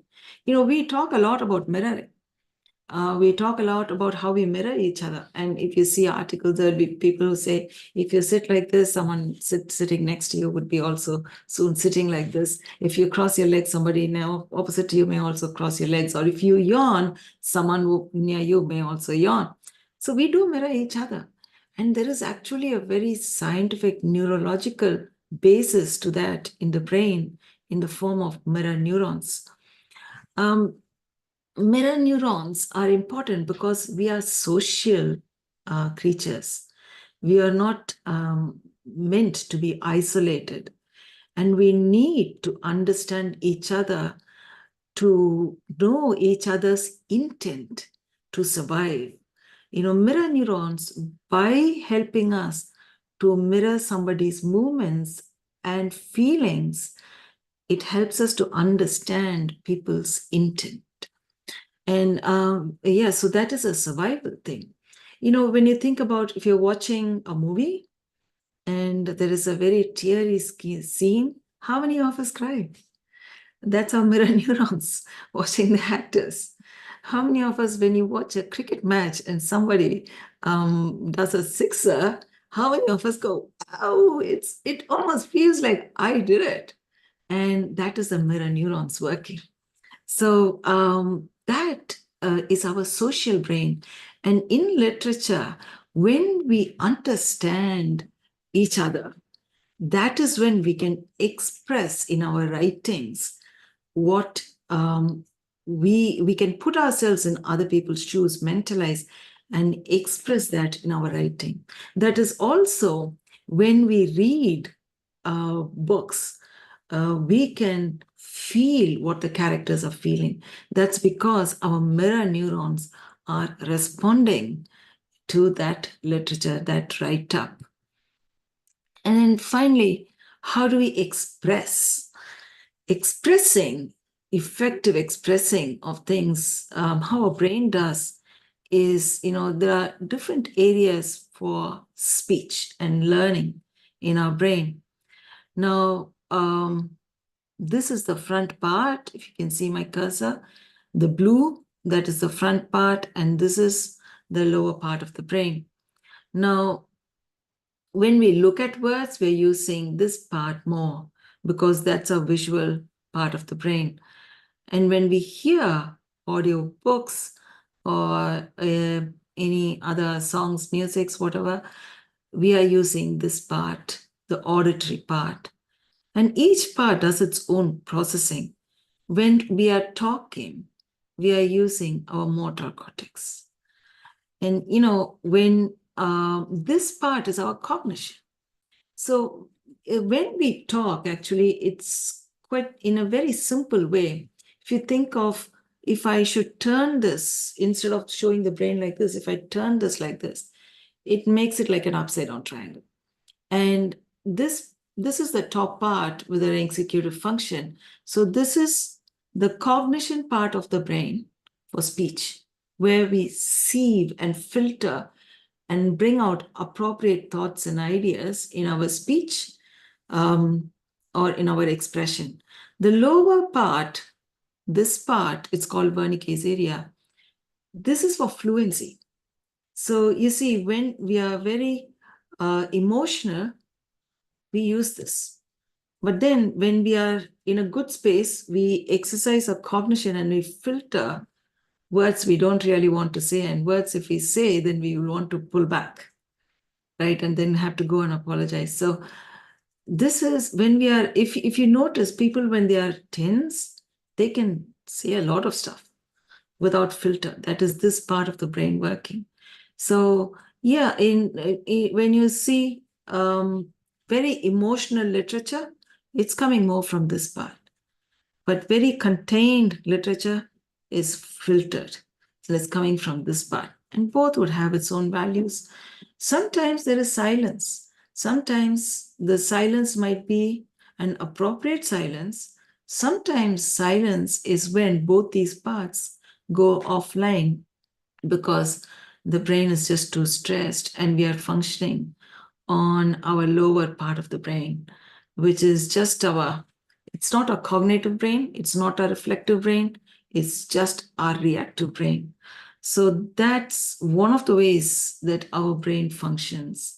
For people here, it may not be as relevant, but sometimes in a classroom, if somebody is asked to come up and say something or present something, sometimes people can just freeze. And when they're in that frozen state, these parts can shut down and words can be hard to bring out. So it's an important thing to keep in mind when people are presenting, making speeches and talks. It's good to be in a really calm and placid state. So that's some tip of the day, maybe.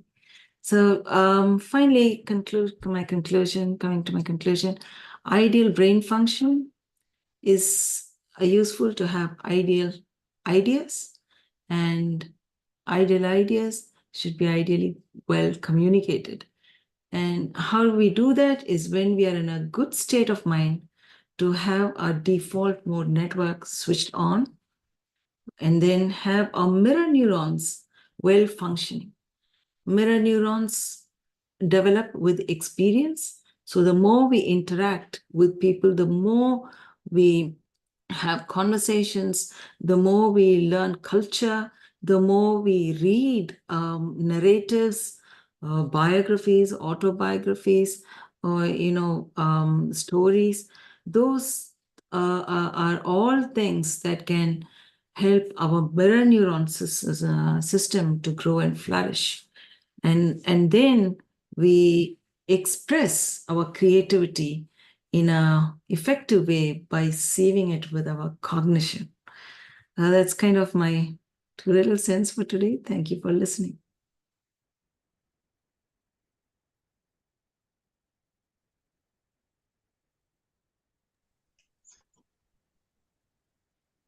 Thank you, ma'am. Thank you for your wonderful presentation and your insights. Now, I'm very honored to introduce the second keynote speaker, Dr. B.B. Saraswati, Assistant Professor, CTTE College for Women, Chennai.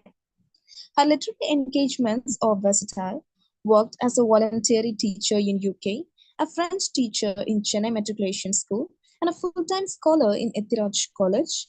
She also had attempted a translation of a book from Tamil to English, which is under review. We are glad to have you here, ma'am. Now, I request Dr. B.V. Saraswati to come forward on her title,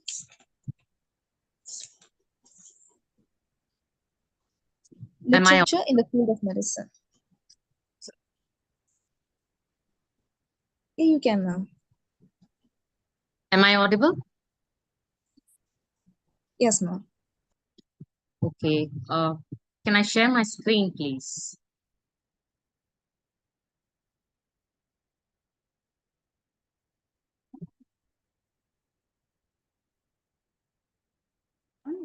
Are you able to share? Not yet, ma'am, no. Okay. Now I think you can.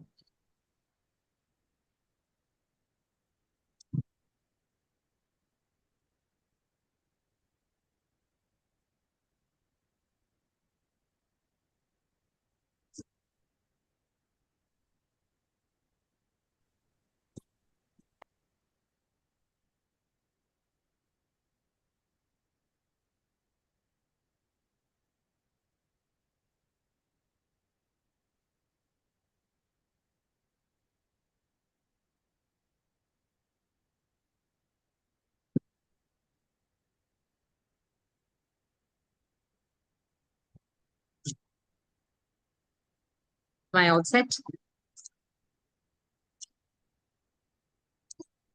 Good afternoon to all. I would like to thank the In Tandem Research Club, Department of English, Queen Mary's College, and specifically Dr. Maria Preeti Srinivasan for giving me this wonderful opportunity to talk to such an august assembly. I chose to talk about literature and medicine from the exhaustive topics that were shortlisted for this year's discussions. So I'm very pleased to join this exclusive club of presenters in the In Tandem Research Club with a talk on literature in the field of medicine.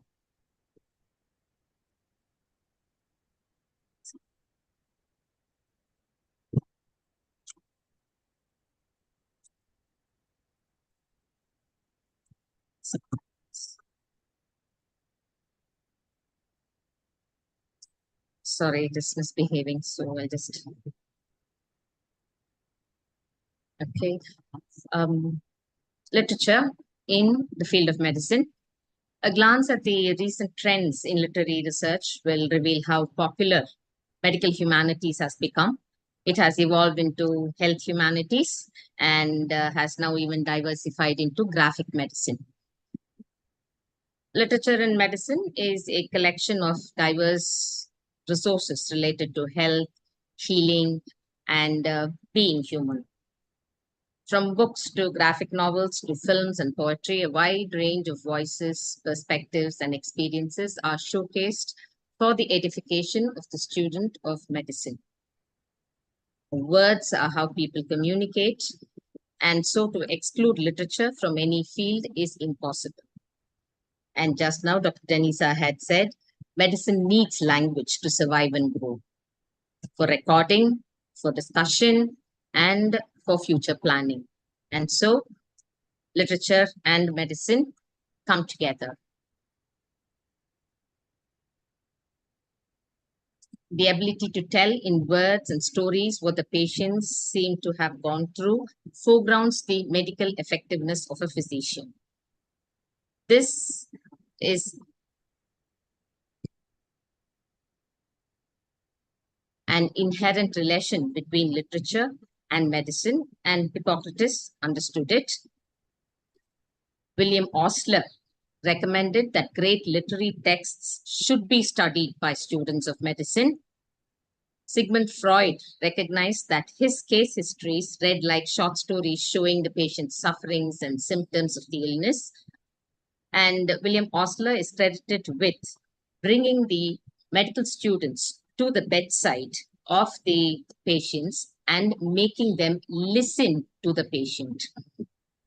He said, listen to your patient. He is telling you the diagnosis. Therefore, the emphasis on the importance of taking a good history of the patient, listening and learning about the illness that the patient has come to the doctor to be cured of. So literature follows individual characters and medicine follows patients. So in the narrative of a doctor, a physician, the protagonist is the patient. In order for him to place the protagonist and extract the meaning, his mind has to be trained. And the easiest way to train is through the use of literature. So, literature enters the field of medicine. It follows individual characters. It gives the physician the idea of how to make sensitive, empathetic observations and exhibit gentlemanly behavior. So this approach is physician-centric, and the study of both literature and medicine overlap at this point.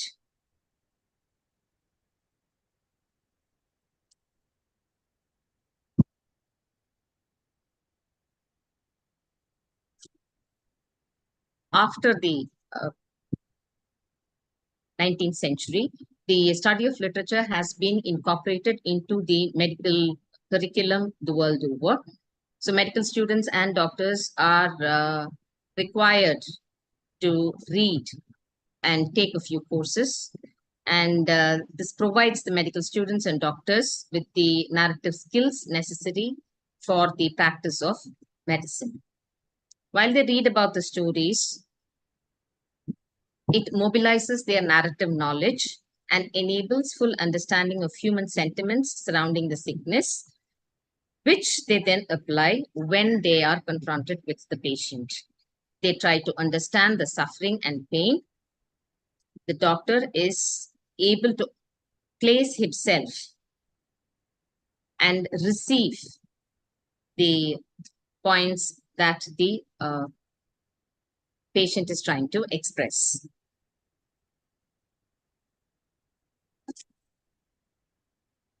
After reading literature, he is also able to understand not just the words that have been uttered, also the words that have not been uttered, the gaps, the silences, and he has to reconstruct in a chronological fashion from the garbled report that he gets from the patient, how and what the patient is suffering. So this is the reason Osler kept repeatedly telling the people to go back, the medical students to go back and read the great books in literature. So the resources that a doctor has to go through are a medical textbook. It has theory, a hospital chart. It has information and is collated from different tests that have been taken of the patient. And then there are the referral notes by other doctors and the discharge summaries, the oral interviews.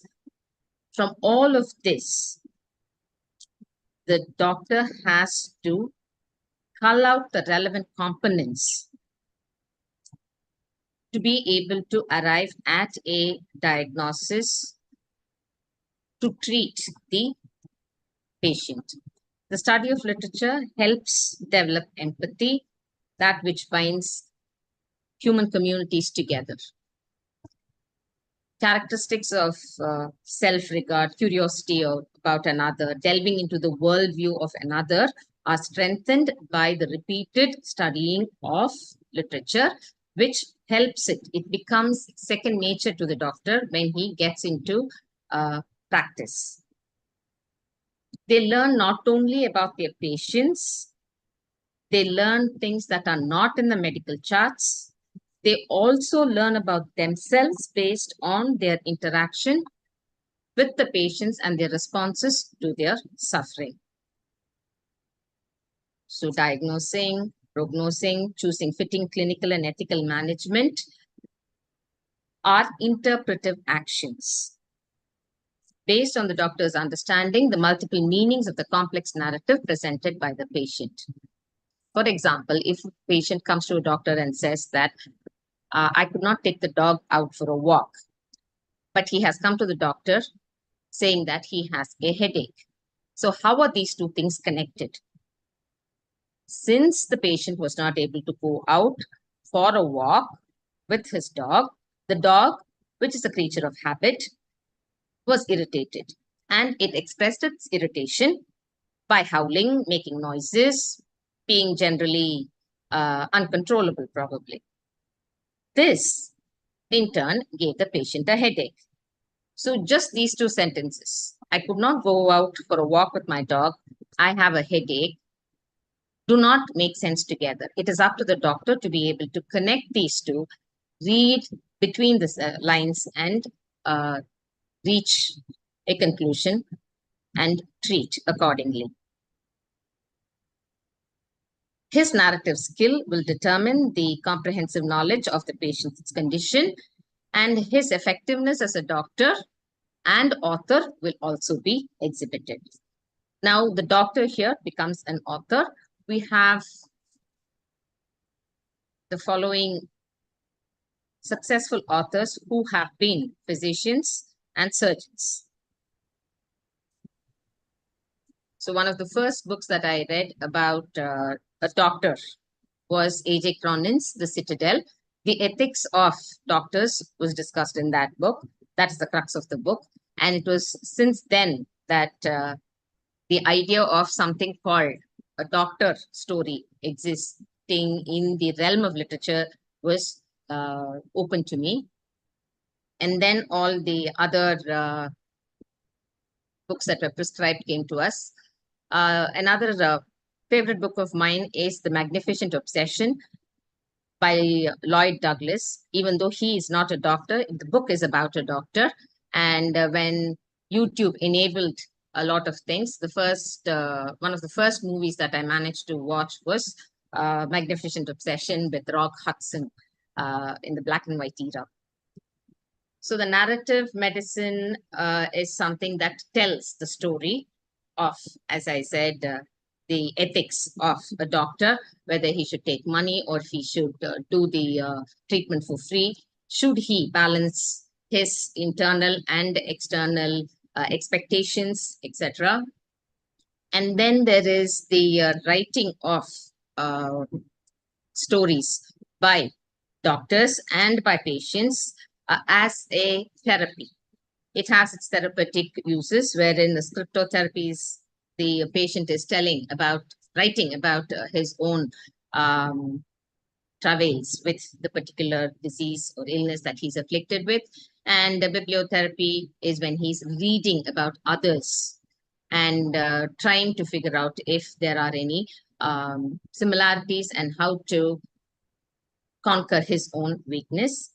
Then there is pathography, writing about diseases and pandemics and epidemics, such as Defoe's book and Camus' book. So now we have the narratives. The narratives can be split into physical and mental illness narratives.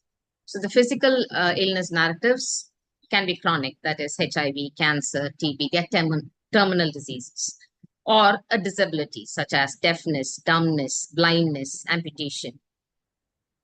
And then we have mental, which is when a patient is suffering from schizophrenia, bipolar disorder, or Alzheimer's. The mental illness is I Never Promised You a Rose Garden by Hannah Green. She suffers from schizophrenia. It is her personal journey through the treatment, and she models her doctor based on her real life doctor. Then the physical illness, I would cite this book, A Leg to Stand On by Oliver Sacks, who had lost one leg and named this book A Leg to Stand On. Physical illness is also manifested in the young adult cancer patient Augustus in The Fault Lies in Our Stars, written by John Green. The main protagonist, Hazel, she succumbs to cancer, and it was a very emotional book that is a modern version of the older love story by Eric Siegel. Then the narrators. The narrators are the people who are either suffering from some illness, sickness, or a family member who is watching a loved one, a dear one, going through the illness, or it could be the physician who is talking about the cultural or the clinical history of a disease, or the suffering of one of his patients, or who has diagnosed himself and his own disease condition. So here I would cite the examples of The Emperor of Maladies. It has a subtitle, The Biography of Cancer. So here it is the story of cancer and the evolution of how the disease had been detected.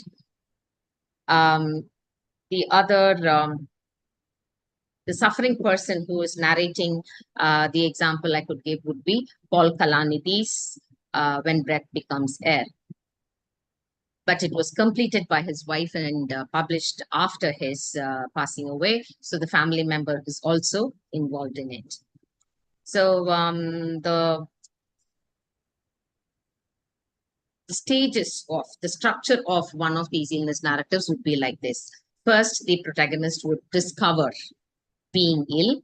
Then will come the diagnosis, the discussions with the doctor, the caregiver, and the paramedics, and then the hardship of the treatment as it progresses and how difficult it is for them to move along.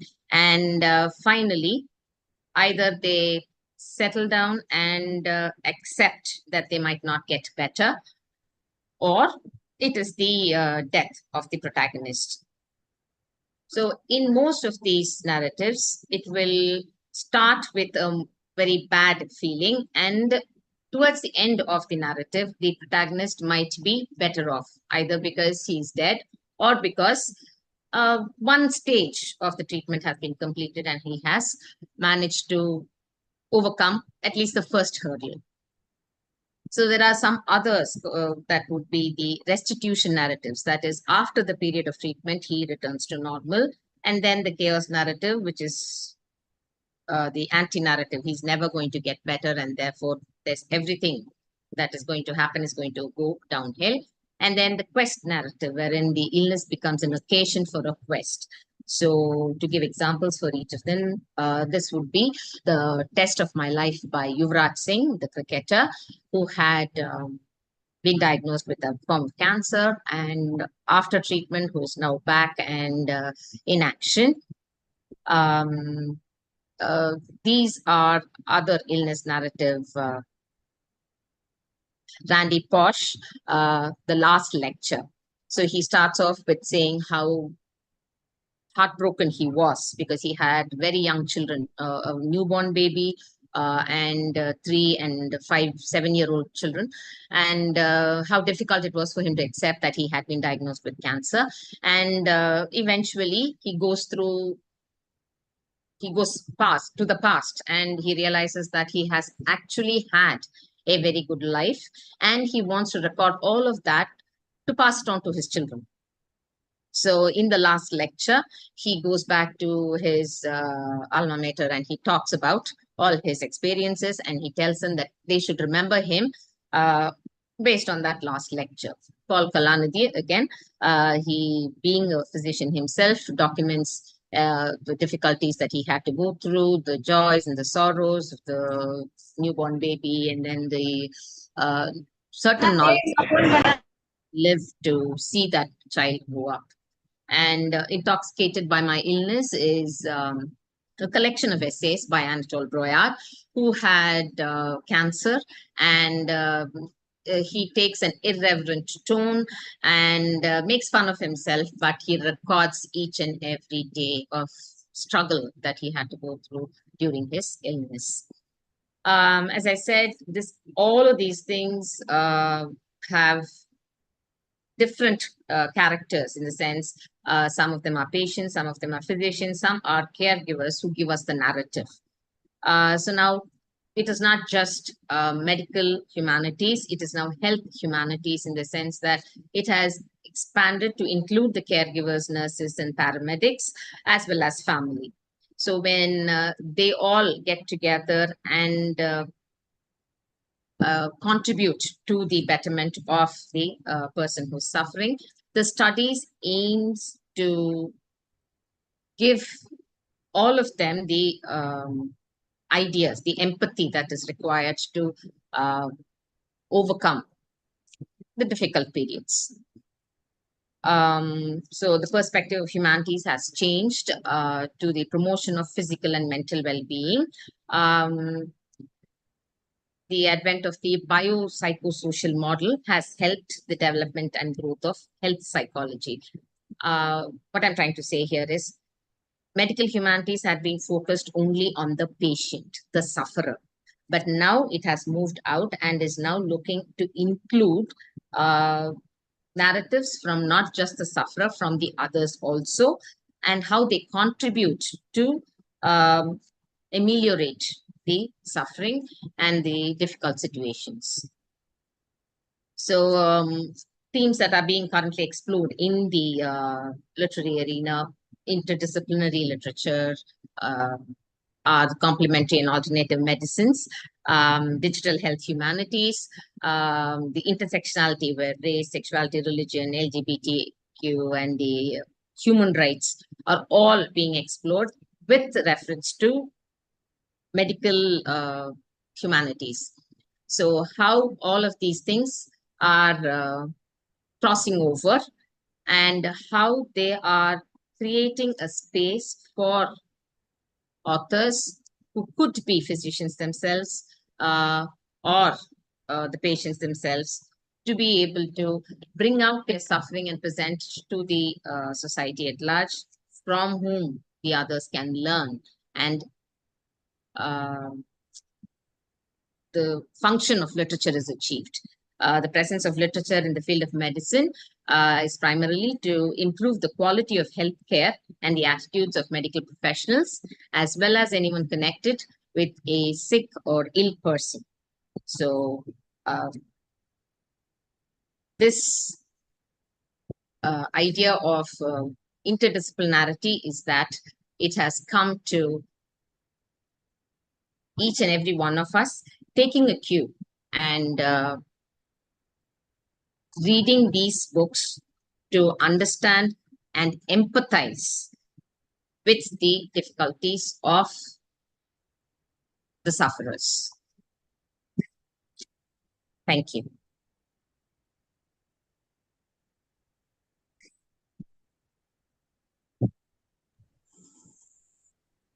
Thank you, ma'am. Thank you for your insightful presentation.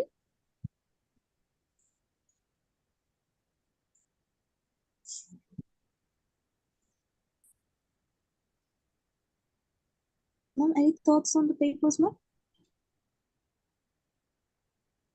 Yes, those who want to respond can respond. We can give 5 minutes for that. Yes, a few minutes. And maybe we can give the first opportunity to both keynote speakers to make observations because they could share ideas initially. So I'll first give the opportunity to Dr. Denisa because it's getting late in her part of the world. So she can kind of give her observations and then the others can chip in. So also Dr. Saraswati. Yeah. No, I absolutely enjoyed listening to Dr. Saraswati. That was fantastic. You pulled in wide variety of things from our everyday lives, what we do, to human health, humanities. I absolutely loved listening to you.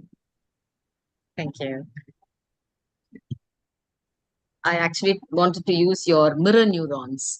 I wanted to say that the medical students, when they read literature, they should be able to understand that particular fictional situation and then apply it to the actual patient. So can I use mirror neurons there?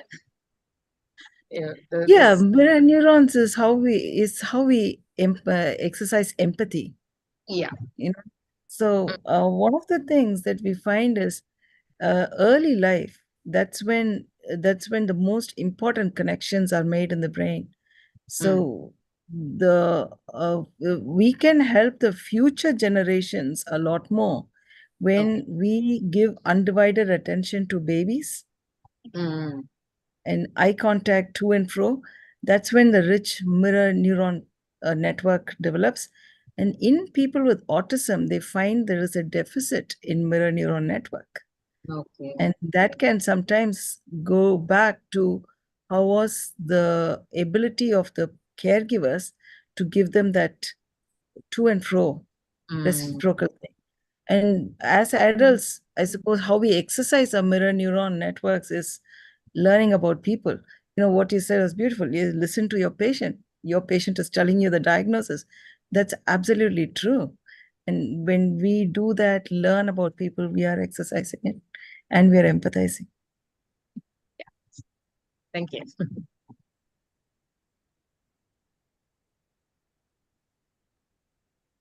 Please pitch in quickly. And don't wait for each other. So we had two sort of different approaches to the topic. One, if I may say so, an insider approach, as in Dr. Denisa's approach to it, and Saraswati ma'am's approach was literary, so to say. Whereas Denisa's was about the mechanics of how actually communication works. And it's this topic of medical humanities and communication and literature. I mean, it's so interesting because it finds mirrors at so many different levels. At even the very basic level of a genome and the DNA and the RNA, again, it's information which is being communicated in a different way, not through words, not through literature, through chemicals. And this is information which is being conveyed as to how certain organs have to be formed, when they should be formed, and when cell division has to take place, when to stop cell division. When like Denisa ma'am said, you know, we are born with so many trillion neurons, and as we age, those are you know, trimmed away, and the aging process itself is like a type of communication amongst our organs, amongst the cells, amongst the neurons in the brain cells. So it was, for me, it was very, very enlightening to listen to sort of both the sides of this approach to medicine and literature. There is a book by Venki Ramakrishnan, the Nobel Prize winner, who's writing about why we die. The cells age, and it's a natural process. So I'm yet to read that book. I just got hold of it. So maybe after reading that, I can add more to this. It's only through these books, like, you know, when breath becomes air. Yes. I learned all about AIDS only from Beyond Love, Dominic Lapierre. And yes. So this, I mean, for us who are taught, I mean, just literary, I think we get into medical terms. And I think one of the first books that I read was on A.J. Cronin's, A.J. Cronin's Citadel. Yes. Citadel, That book. yes. Then there was some crime kind of books also. The Strong Medicine, Arthur Haley. Arthur Haley's Strong books. Medicine. Yes. So we get to know the other side of the, yes. of that side, of the thing also, of the medical, what do you call that? That is pathology, also. So Yes. that way, it's, I think, literature, where with what we cannot understand from direct, what you call medical records, I think somewhere we must have read through this. And I think when people record their experiences like this, it helps. It's just not that we are, we love reading this kind of sob stories or anything like that. It is illuminating also. Sometimes I think it goes in and helps us at the right moments to react properly when we ourselves are going through something like this yes, kind, something like this. So thank you for that very interesting, very illuminating presentation. I hope you didn't take your all clues from your husband. No, Saras? Yes, ma'am. Your husband also must have pitched in to help. Yes, ma'am. Yes. He did pitch in. Right. Only you knew that. Now everybody knows. Now everybody knows. Yes. Okay.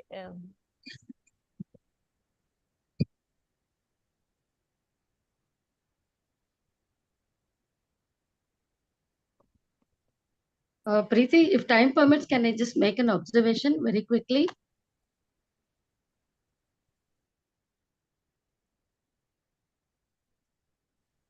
Hello, Preeti. Regarding Dr. Saraswati's presentation, like it was an eye-opener. Like I just want to draw your attention to one aspect which you already mentioned, the difference between suffering and pain. I've heard long back that doctors should take care of these two. See, medicines can mitigate only the pain, but suffering of the patients can be mitigated only with words, with the kind words of the doctors. So I have experienced that even with my family doctor who passed away recently. So this is very apt. With any individual, I think this is very important. This is an important part of communication. This also stresses the importance of communication. So like I was very much impressed with your presentation. And of course, Dr. Denisa's presentation is something to do with neurolinguistics, which we teach at PG level. So I was able to get most of her points across during this presentation, but there's a lot more for me to learn. But my anxiety is, Madam, to Dr. Denisa, in India, neurolinguistics is not, that advanced. Is there any therapy or treatment or any procedure, simple procedure, which can be suggested to people who have difficulty in communication? So different points in the brain are responsible for receiving the sound signals production and also expression, everything. So if something goes wrong at one particular point, it leads to difficulty in either production or expression, or even in receiving the signals. Is the medicine advanced in India? I would like to know. Where can we suggest people to consult? You know, in India, I'm not quite sure. From my knowledge of things that have been going on in India, I think most often in India, what we do is talking therapies. And talking therapies are very cognitive, but if someone is having difficulties with talking, my thinking will be we need to find out what was going on. Very often, as a child psychiatrist, I have a lot of kids who come with speech difficulties, and I find that they've been through a lot of things early in their lives when that part of the brain was developing. So there could have been family stress, there could have been difficulty paying attention to the kids, and all kinds of things, too many transitions, and that affects that part of the brain. So what I do here is I do a combination. There's something called neurofeedback therapy, in which you study brainwaves and you train brainwaves. That's a really useful thing that can be done. I think they do it in Nimhans in Bangalore. I'm not sure about other places where they do that in India. And then there is EMDR therapy, which can help realign our stress responses. And some advanced techniques in EMDR will need to be used. When we use a combination of that, I find that over time the brain heals itself. And as the brain heals itself, many of these kids get their language back. That's what I've experienced in my own clinical practice. Thank you, madam, for your valuable suggestions and guidelines that you've given us.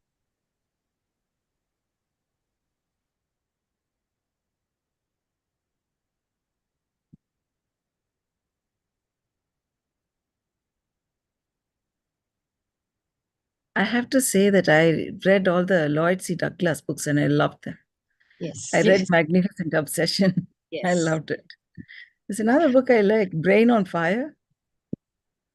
First patient was diagnosed with autoimmune encephalitis. Yes. A story. Right. I couldn't get the name of the person who first had the open heart surgery. That is also. Yeah. South African doctor, Christian Barnard. Yes, yes. I could have added a lot more, but it would have lengthened the time. So thank you very much, Preeti Srinivasan ma'am, for allowing me an entry into this niche club. Same here. Thank you very much. Hi, Saras. This is Saranya. It was lovely listening to you. It's also a subject that is sort of very close to my heart because having seen people going through illness and having a medical condition myself, I know how this works, and being a literature student, I think it sort of makes all the more sense to us. And I just would like to not add or anything. I was thinking of novels by Robin Cook. Who can forget Robin Cook? Books like Coma. He's a physician himself. I think we can also include ethical dilemmas that are, part of medical profession, which have been so well reflected in literature. Yes. Many books have been written in the everyday ethical dilemma that a doctor has to face when treating a patient. Yes. I think it includes that too. It's just like brain. A lot more from him. He has to. Sorry. Fever. The corporate system. Yes, exactly. Yeah. That's a that was true. What we call is the pharmacy. What are they called? Pharma mafia. So there are a lot of books about them as well. Yeah. I'm sure very soon, I mean, doctors themselves will start writing because I've heard many doctors expressing their irritation, no, at working in big hospitals where they are not allowed to do things and they have to work according to the management. And that in that way, they're not able to help the patients in the way they, if one or two, they may be able to help. During the COVID period too, I knew personally one of them who never allowed many of these people to go into hospital. Don't stay out. Don't be afraid. That's what he used to tell, and he used to treat people outside. He never got COVID himself, and he was able to treat so many.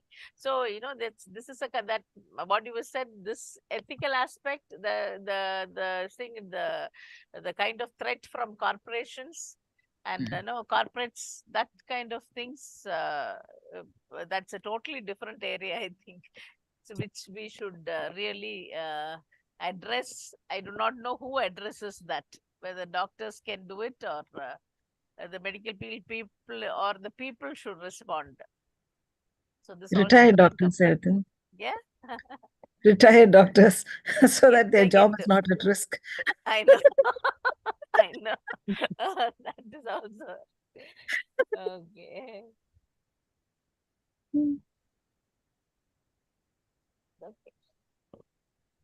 So before we cut too much into Dr. Denise's bedtime, we can wind up. Yes. What time is it there, Dr. Denise? 11:53. Oh my goodness. It's midnight. Oh, I'm enjoying it. Huh? I'm enjoying it. Okay. May I move forward now? Yes, you can. You can invite Irangumle to give the vote of thanks. Yes. We have come to the end of this session. We must find time to stop and thank the people who make a difference in our lives. Indeed, we must and we should. I hereby invite Ms. Irangumali Hema, PhD Research Scholar, Queen Mary's College, to deliver the vote of thanks. Am I audible? Yes, you are.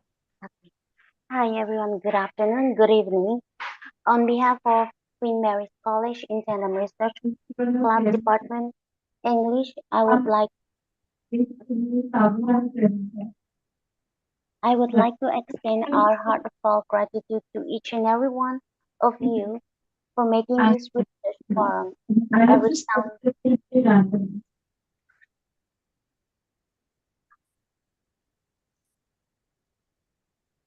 Am I audible? Yes, but I think whoever's, I request everyone to mute there. Oli can mute. Yes, continue. On behalf of Queen Mary's College in Tandem Research Department of English, I would like to extend our heartfelt gratitude to each and every one of you present for making this research forum a resounding success today. I would like to thank our principal, Dr. B. Uma Maheshwari, and Dr.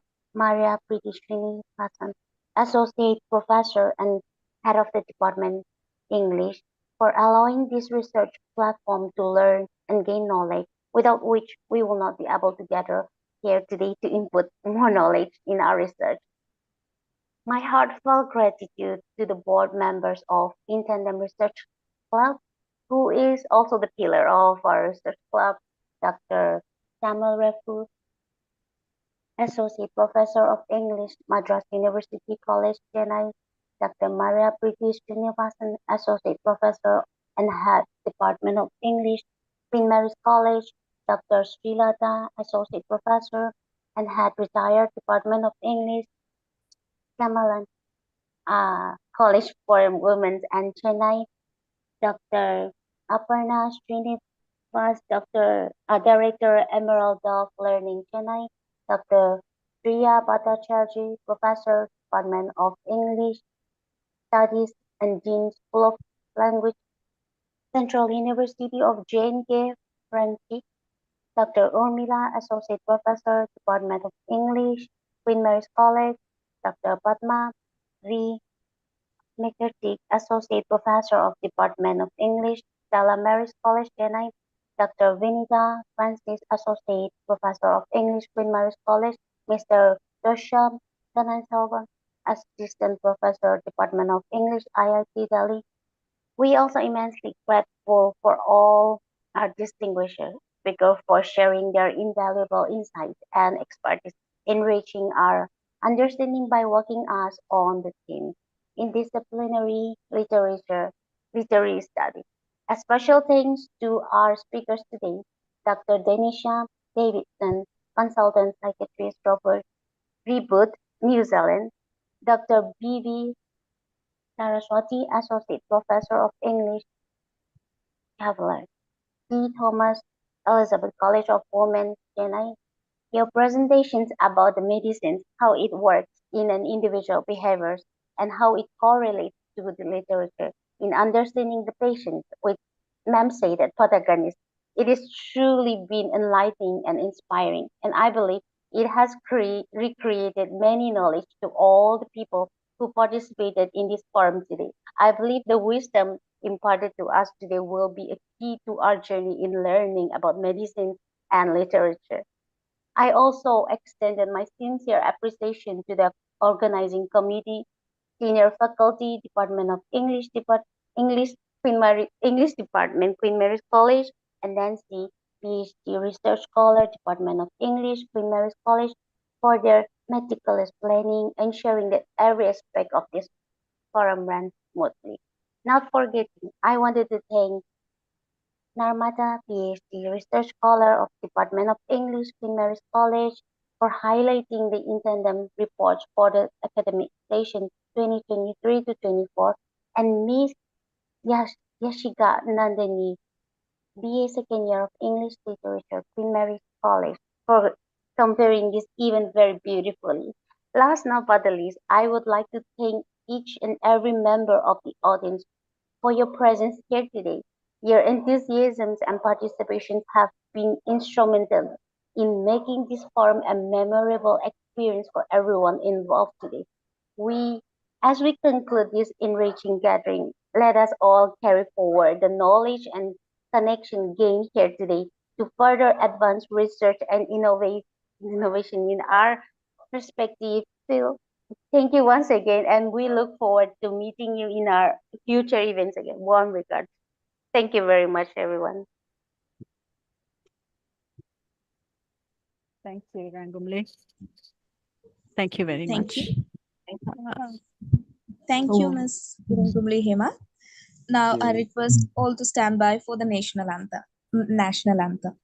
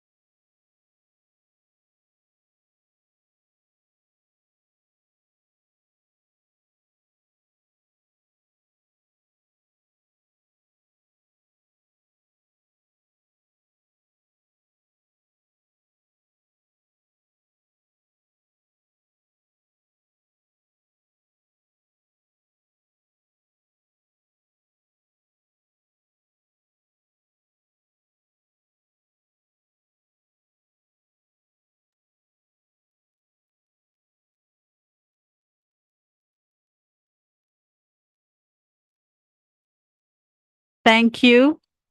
And we will begin, as we always do, on the 14th of July, 2024, with our new area of research or deliberations, peace studies. So we enjoy your break, and we meet again in July. Thank you, Dr. Denisa. Thank you, Dr. Saraswati. Thank you to all my friends on the board.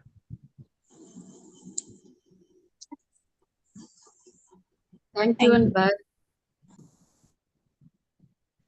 Thank you, ma'am. Thank you, Thank you, sir. Bhumika. Bye-bye. Thank you, Bye-bye. Saraswati ma'am. Thank you, everyone. Bye-bye.